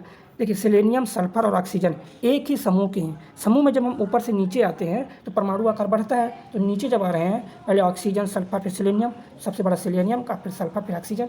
नेक्स्ट नाइट्रोजन की आयनीकरण क्षमता जो है क्या है, नाइट्रोजन की आयनीकरण क्षमता आधे भरे पी ऑर्बिटल के अतिरिक्त स्थित होता है। कहने का मतलब ये ऑक्सीजन की तुलना में, जैसे समझिए क्लोरीन की संयोजकता क्या है, 1 होती है, लेकिन ऑक्सीजन के संबंध में अगर क्लोरीन की संयोजकता पूछेगा तो क्लोरीन की संयोजकता हो जाएगी 7 ऑक्सीजन के संबंध में। नेक्स्ट देखिए, किसी तत्व की आयनीकरण क्षमता को प्रभावित करने वाला एक कारक, आयनीकरण को क्षमता को कौन प्रभावित करता है, परमाणु आकार। ज़्यादा परमाणु आकार बड़ा है, आयनीकरण की क्षमता कम हो जाएगी, परमाणु आकार छोटा है, आयनिक ऊर्जा ज़्यादा हो जाएगी। देखिए सबसे कम आयतन किसका है, सबसे कम आयतन है आपका हीलियम का है। क्या है, सबसे कम आयतन आपका हीलियम का है। नेक्स्ट सोडियम से क्लोरीन की ओर जाने पर परमाणु आकार क्या होगा, तो ये घटेगा। जब हम सोडियम से क्लोरीन की ओर जाएंगे, बाएं से दाएं की ओर जाएंगे आवर्त में, तो आकार जो है घटता है। नेक्स्ट उच्च आयनीकरण ऊर्जा हीलियम तत्व की है, किसकी है, तो उच्च आयनीकरण जो ऊर्जा होती है हीलियम की होती है। देखिए आयनीकरण ऊर्जा, परमाणु का आकार जितना छोटा होगा आयनीकरण ऊर्जा उतना ही ज़्यादा होता है। नेक्स्ट आधुनिक आवर्त सारणी में अधातुओं की संख्या अधिकतम है, द्वितीय आवर्त में सबसे ज़्यादा अधातु है। किसमें, द्वितीय आवर्त में सबसे ज़्यादा धातु हैं। नेक्स्ट क्वेश्चन, चलिए देखिए आवर्त सारणी के तीसरे आवर्त में सबसे छोटे आकार वाला, तो आवर्त सारणी में सबसे, देखिए तीसरे आवर्त में सबसे छोटा कौन है, तो जब हम बाएं से दाईं ओर जाते हैं, कहाँ, बाएं से, सोडियम से जब हम आर्गन की ओर जाते हैं तो परमाणु आकार घटता है, तो तीसरे आवर्त में सबसे लास्ट में क्या है, आर्गन, तो सबसे छोटा आकार किसका हो जाएगा, आर्गन का। और आर्गन का परमाणु क्रमांक कितना है, तो आर्गन परमाणु क्रमांक होता है 18, तीसरे आवर्त में आता है आर्गन, और 18वें समूह में आता है आपका ये आर्गन। नेक्स्ट देखिए सबसे कम आयनीकरण ऊर्जा फ्रांसियम की है। ओ देखिए फ्रांसियम क्या है दोस्तों, बता दें, सबसे कम नहीं सबसे ज़्यादा, थोड़ी मिस्टेक है, सबसे ज़्यादा है फ्रांसियम की। नेक्स्ट आधुनिक आवर्त सारणी के पहले और सातवें दोनों समूह में परमाणु क्रमांक की वृद्धि के साथ साथ क्या बढ़ता है, तो सिंपल सी है, जब हम ऊपर से नीचे आएंगे समूह में तो परमाणु जो आकार है ये आपका बढ़ता है, और परमाणु आकार आपका बढ़ता है तो जो आयनीकरण ऊर्जा है उसका मान कम हो जाता है। नेक्स्ट देखिए ऑक्सीजन के एक अणु में ऑक्सीजन के, हाँ ये पूछा ये है कि जो ऑक्सीजन गैस है जिसको हम लिखते हैं, देखिए हम ऑक्सीजन परमाणु लिखेंगे तो ओ, लेकिन ऑक्सीजन को गैस को लिखते हैं O2 से, तो ऑक्सीजन गैस में ऑक्सीजन के कितने परमाणु हो जाएंगे, 2 परमाणु हो जाएंगे। सोडा एसिड अग्निशामक यंत्रों में हम उपयोग करते हैं, इसका मेन क्यों करते हैं, क्योंकि इसमें सोडियम बाइकार्बोनेट होता है। देखिए ऑक्सीजन के 2 परमाणुओं को निरूपित करता है, क्या, O2 है ना, या 2O लिख सकते हो। देखिए ऑक्सीजन जो गैस होता है आपका वो उसको लिखते हैं O2 से, इसमें कितने ऑक्सीजन के परमाणु हैं, 2 हैं। देखिए O2 का आणविक द्रव्यमान, तो ऑक्सीजन का द्रव्यमान होता है 16, लेकिन 2 ठो ऑक्सीजन है तो उसका द्रव्यमान हो जाएगा 32। और ओजोन का द्रव्यमान पूछेगा, ओजोन का, तो ओजोन का होता है O3, एक ऑक्सीजन का है 16, तो 3 ऑक्सीजन का हो जाएगा 48 यूनिट। तो कहने का मतलब देखिए ओजोन का अगर भार पूछेगा तो आपको बताना है 48 यूनिट हो जाएगा। देखिए सीमेंट का मुख्य घटक क्या है, सिलिका डाइऑक्साइड SiO2। नेक्स्ट देखिए अगला क्वेश्चन, देखिए ऑक्सीजन के एक अणु में होते हैं, तो ऑक्सीजन के एक अणु में क्या होता है, दोहरा सहसंयोजन बंध होता है, क्योंकि ऑक्सीजन की संयोजकता कितना है, 2 है। जिसकी संयोजकता 2 है उसका जो संयोजन बंध होता है वो दोहरा होता है, और जिसकी संयोजकता 3 है उसका संयोजन जो बंध होता है वो 3 होता है। जैसे एल्युमिनियम का पूछ देगा, तो एल्युमिनियम का संयोजकता बंध कितना हो जाएगा, एल्युमिनियम की संयोजकता 3 है, इसका संयोजकता बंध हो जाएगा 3। नेक्स्ट, नाइट्रोजन का प्रयोग विद्युत बल्ब में करते हैं, किसके लिए, दहन को सपोर्ट नहीं करता, कौन, नाइट्रोजन, इसलिए इसका प्रयोग करते हैं। और जो आपका नाइट्रोजन है, परमाणु क्रमांक इसका याद कर लीजिए 7 है, और नाइट्रोजन का जो द्रव्यमान है आपका कितना है, 14 है। चलिए नेक्स्ट देखिए लाफिंग गैस, इसका नाम है N2O, नाइट्रस ऑक्साइड को बोलते हैं लाफिंग गैस बोलते हैं हम। देखिए चिप्स को ऑक्सीकृत होने से रोकने के लिए, जो पैकेट होते हैं, नमकीन होते हैं, चिप्स होते हैं, इनके अंदर हम एक चीज़ भर देते हैं जिससे ऑक्सीकृत नहीं होता है ना, वो भरते हैं क्या, नाइट्रोजन गैस। इससे क्या होती है, पैकेट के अंदर जो चीज़ें होती है उसमें ऑक्सीकृत नहीं हो पाता। नेक्स्ट, वह गैस जिसमें एक तीखी गंध आती है वो आपकी अमोनिया है।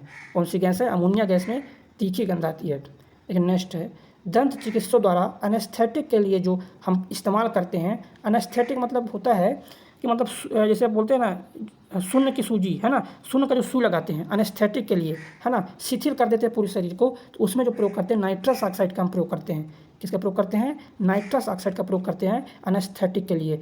N2 इसका फार्मूला हो जाएगा। और नाइट्रस ऑक्साइड का अगर भार पूछेगा तो कैसे निकालेंगे, N2O एक नाइट्रोजन का भार है कितना, 14 है, 2 नाइट्रोजन का भार हो जाएगा 28, और ऑक्सीजन का भार होता है 16, तो टोटल हो जाएगा ये आपका 44 यूनिट आ जाएगा। तो इस प्रकार से 100 क्वेश्चन आपके कंप्लीट हो गए हैं। मेरे प्यारे दोस्तों, जैसा कि यार आप जानते हैं कि 2024 में है चुनाव। इस बार भाई जब सरकार पूरी कोशिश करे कि एक बच्चा भी दुखी ना रहे, तो सरकार दोस्तों भर भर के वैकेंसी निकाल रही है। अभी आपने हाल ही में देखा भी होगा, एसएससी में दोस्तों आपकी बम्पर वैकेंसी निकली है, सीजीएल में हुआ, और जीडी में 50,000 प्लस वैकेंसी निकली है, और सीजीएल में 35,000 प्लस वैकेंसी निकली है। उसी प्रकार दोस्तों रेलवे में ही आपकी ज़्यादा जल्दी ही वैकेंसी बम्पर वैकेंसी निकलने वाली है। ये पूरा प्रॉपर दोस्तों जानकारी है। मेरी 40 से 50 स्टूडेंट से बात हुई जो ऑलरेडी सिलेक्टेड है। कोई ELP में लोको पायलट है, कोई साथियों ग्रुप डी में सिलेक्टेड, कोई आपका स्टेशन मास्टर है, और कोई एक 2-3 बच्चे हैं जेई हैं। तो मेरी बात हुई तो वो बच्चे बोल रहे हैं सर जल्दी रेलवे भी भर्ती निकालने वाली है, और इस बार दोस्तों रेलवे का एग्जाम आपका फास्ट होगा। जैसे ही दोस्तों नोटिफिकेशन निकले, जैसे एसएससी में होता है नोटिफिकेशन निकलता है 3 महीने बाद एग्जाम हो जाता है ना, उसी बार दोस्तों रेलवे में ही ऐसा ही होगा, क्योंकि दोस्तों रेलवे की बहुत ज्यादा किरकिरी ग्रुप डी के चक्कर में हुई, एनटीपीसी के चक्कर में किरकिरी हुई। अब दोस्तों रेलवे नहीं चाह रही है कि भाई साहब अब हमारी दोबारा किरकिरी हो, क्योंकि 2024 में चुनाव है। रेलवे की दोस्तों बहुत जब भर्ती निकलती है तो उसमें करोड़ों लोग फॉर्म भरते हैं, तो काफी बड़ी लेवल मास लेवल पर होता है। तो दोस्तों इस बार रेलवे फास्ट मोड पे काम करेगी, जल्दी आपकी प्रोसीजर कंप्लीट होगा। दोस्तों जल्दी ही आपको रेलवे ELP की भर्ती देखने को मिलेगी, ELP टेक्नीशियन, और आपको रेलवे की जो जेई की भर्ती है वो आपको देखने को मिलेगी। और दोस्तों ये आपको बम्पर वैकेंसी देखने को मिलेगी, 50 से 1 लाख के बीच आपको भर्ती देखने को मिलेगी, क्योंकि दोस्तों 2018 से लेकर अभी तक आपका एग्जाम नहीं हुआ, 5 साल तक एग्जाम नहीं हुआ है, तो आपको बढ़िया देखने को वैकेंसी मिलेंगी। और बिल्कुल आप तैयार हो जाओ भाई। आप दोस्तों बिहार तरफ जाएंगे तो बच्चा बिल्कुल तैयार रेडी हो गया है। अगर आप तैयार नहीं हो तो बच्चा अब तैयार हो जाओ, देर आए सवेर आए, ये बात समझ के बिल्कुल तैयार हो जाओ। अभी इस मूवमेंट से पढ़ाई चालू कर दो, ऐसा मौका दोस्तों आपको बार बार नहीं मिलेगा। ये बहुत अच्छी भर्ती होती है, ठीक है भाई साहब, अच्छे तरीके से लग जाओ। दोस्तों जब रेलवे ग्रुप डी का एग्जाम था, मेरे काफी बच्चे दोस्तों इस बार रेलवे ग्रुप डी में सिलेक्टेड है, मतलब हजारों की तादाद में बच्चे सिलेक्टेड ग्रुप डी में यार। मेरी बात हुई है कि भाई साहब आपको किस किस कोर्स से मदद मिली, तो बच्चों ने बोला सर आपकी जो विज्ञान Chalisa one of the best थी, इससे हमें काफी ज्यादा मदद मिली है, इससे काफी क्वेश्चन एग्जाम में देखने को मिले थे, ठीक है दोस्तों। और थोड़ा सा रेलवे का पोर्शन भी ग्रुप डी में थोड़ा टफ था एग्जाम, क्योंकि एक ही सेप्टेम्बर था, मतलब एक ही फेज था। अब दोस्तों जो कि ELP का आपका 2 फेज में एग्जाम होगा, CBT 1 और CBT 2 होगा, ठीक है, तो 2 एग्जाम होंगे। तो आपका साइंस EGB आपको देखने को मिलेगा। दोस्तों विज्ञान चालीसा सब बच्चों ने मोस्टली 95% बच्चों ने दोस्तों रिकमेंड किया कि सर विज्ञान Chalisa one of the best है, ठीक है, क्योंकि इसमें मोस्टली क्वेश्चन दोस्तों सिलेक्टेड है। दोस्तों ELP और टेक्नीशियन के लिए और जेई की भर्ती के लिए दोस्तों विज्ञान चालीसा सबसे बेस्ट रहेगी आप लोगों के लिए। इसको आप जरूर दोस्तों एक बार देखिए, जिसमें दोस्तों टॉप 5000 क्वेश्चन आपको दिए जा रहा है, जो कि वन ऑफ द बेस्ट है, सुपर सिलेक्टेड क्वेश्चन है। सुपर सिलेक्टेड क्वेश्चन का दोस्तों आप मतलब जानते हैं, जो 10 बार क्वेश्चन एग्जामिनर ने पूछा, जो 12 बार पूछा गया, जो बहुत ज्यादा इंपॉर्टेंट क्वेश्चन है भाई इसमें रखे गए हैं। और साथ ही इसकी खास बात है, ये बच्चों का बोलना था कि सर इसमें हमें प्रॉफिट क्या हुआ है, इसमें क्वेश्चन वन लाइनर फॉर्मेट में मिले हैं। साथ ही उसमें वन लाइनर फॉर्मेट में हम लोगों ने इसीलिए रखे थे ताकि आपको हमेशा चीजें याद है, वन लाइनर में चीजें हमें याद करने में आसानी होती है। और यहाँ पर साथियों सिस्टमैटिकली रूप में आपको क्वेश्चन दिए जा रहे हैं, ठीक है, जो कि आपकी परीक्षा में 100% पूछे जाएंगे यार, है ना। तो साथियों विज्ञान Chalisa one of the best आपकी एग्जाम के लिए रहेगी। आप ELP की तैयारी कर रहे हैं, टेक्नीशियन, या फिर आप जेई की तैयारी कर रहे हैं, दोस्तों यहाँ पर साइंस का बहुत इंपॉर्टेंट रोल प्ले साइंस करता है। दोस्तों आपका ELP की अगर बात करें, ELP में 20 क्वेश्चन साइंस के आते हैं, उसी पर दोस्तों अगर जेई की बात करें, जेई में आपके 30 क्वेश्चन साइंस से आते हैं, ठीक है। तो बच्चा साइंस बहुत इंपॉर्टेंट रोल प्ले करता है, तो आपको विज्ञान चालीसा के क्वेश्चन एक एक घोल के पीना है। साथियों पहले ई बुक आपको दी जा रही थी, पहले आपको ई बुक दी जाती है, ग्रुप डी का पेपर था जो कि 199 रुपए में आपको दी जा रही थी। ठीक है, बच्चों का दोस्तों काफी मैसेज बच्चों के रहे, सर इसका कंप्लीट वीडियो कोर्स भी लॉन्च कीजिए आप, क्योंकि विज्ञान चालीसा बेस्ट है, यहाँ से क्वेश्चन मोस्टली फंस रहे हैं। तो वीडियो में दोस्तों क्या होता है, हमें चीजें आसानी होती हैं, इसका प्रॉपर आपको एक्सप्लेनेशन भी बताया गया है ना। कोई भी क्वेश्चन आप फंस गए तो आपने वीडियो देख ली दोस्तों, उसके लिए हमने आपको उसी मूल्य में 30+ वीडियो का पूरा कोर्स भी आपको फ्री में प्रोवाइड करा दिया है। ठीक है, अब यानी कि दोस्तों आपको ई बुक के साथ साथ कंप्लीट वीडियो कोर्स भी देखने को मिलेगा। ठीक है, जो कि दोस्तों ऑफर पीरियड में आपको देखने को मिल रहा है। ठीक है, फिर इसका प्राइस हाइक हो जाए मे बी। ठीक है, तो साथियों इस विज्ञान चालीसा को ले सकते हो कि वन ऑफ द बेस्ट आपकी एग्जाम के लिए रहेगी। साथियों इसको ई बुक को आप प्रिंट आउट जरूर निकलवाइए। मैंने इसमें दोस्तों बेसिकली हिंदी इंग्लिश दोनों में है, ये आपकी इंग्लिश हिंदी दोनों में है। ठीक है, एक आपका दोस्तों बुक फॉर्मेट में आपको मिलेगा जिसको आप प्रिंट आउट करवाइए, और दोस्तों रोज सुबह उठ के रोज सुबह अपना डिसिप्लिन दोस्तों चीजें कीजिए, आप डिसिप्लिन में आपका करें तभी आपको यार तरक्की मिलेगी। रोज सुबह 1 घंटे दोस्तों विज्ञान चालीसा क्वेश्चन जरूर रटो, है ना। साइंस के दोस्तों क्यों आपको याद नहीं होता, साइंस दोस्तों आप एक ही क्वेश्चन रट लो यार, फिर साला कहाँ ही क्वेश्चन बाहर जाएगा। आपको 5 क्वेश्चन ही तो करने हैं यार, 5 क्वेश्चन ही रटने में दिक्कत हो रही है आपको, तो हो गई यार भाई बात। दोस्तों इस विज्ञान चालीसा को आप टॉप 5 क्वेश्चन इसको रट लीजिए, जो कि आपके एग्जाम के लिए बहुत ज्यादा इंपॉर्टेंट है यार, है ना। दोस्तों ऐसे आप हनुमान चालीसा आपको रट गई, वैसे आप विज्ञान चालीसा आपको रट जानी चाहिए यार, है ना। और दोस्तों किसी प्रकार की डाउट हो, इस नंबर से, हमारा व्हाट्सएप नंबर है, यहाँ पर आप डाउट सारे क्लियर कर सकते हैं, आपके सारे डाउट क्लियर कर दिए जाएंगे। बाकी दोस्तों 100% गारंटी है, सारे प्रश्न आ रहे हैं आपके सीधे यहीं से आएंगे, क्योंकि यहाँ पर मोस्ट सिलेक्टेड यार क्वेश्चन इसमें रखे गए हैं, है ना। और ई बुक के साथ साथ साथियों आपको इसमें ई बुक तो दी ही जा रही है 199 रुपए में, और साथ ही आपको कंप्लीट कोर्स भी दिया जाए जो कि ऑफर पीरियड में आपको दिया जा रहा है, जिसको आप ले सकते हैं, जो कि ऑफर कुछ ही समय के लिए उपलब्ध है, फिर आपको शायद कोर्स ना मिले दोस्तों देखने को, है ना। तो दोस्तों बाकी मैं डिस्क्रिप्शन में लिंक डाल दूं गुरुकुल प्लस ऑफिशियल ऐप का। गुरुकुल प्लस ऑफिशियल ऐप है जहां पर आपको विज्ञान चालीसा कंप्लीट मिलेगी, कंप्लीट ई बुक और कंप्लीट कोर्स आपको देखने को मिलेगा। ठीक है, तो चलिए भाई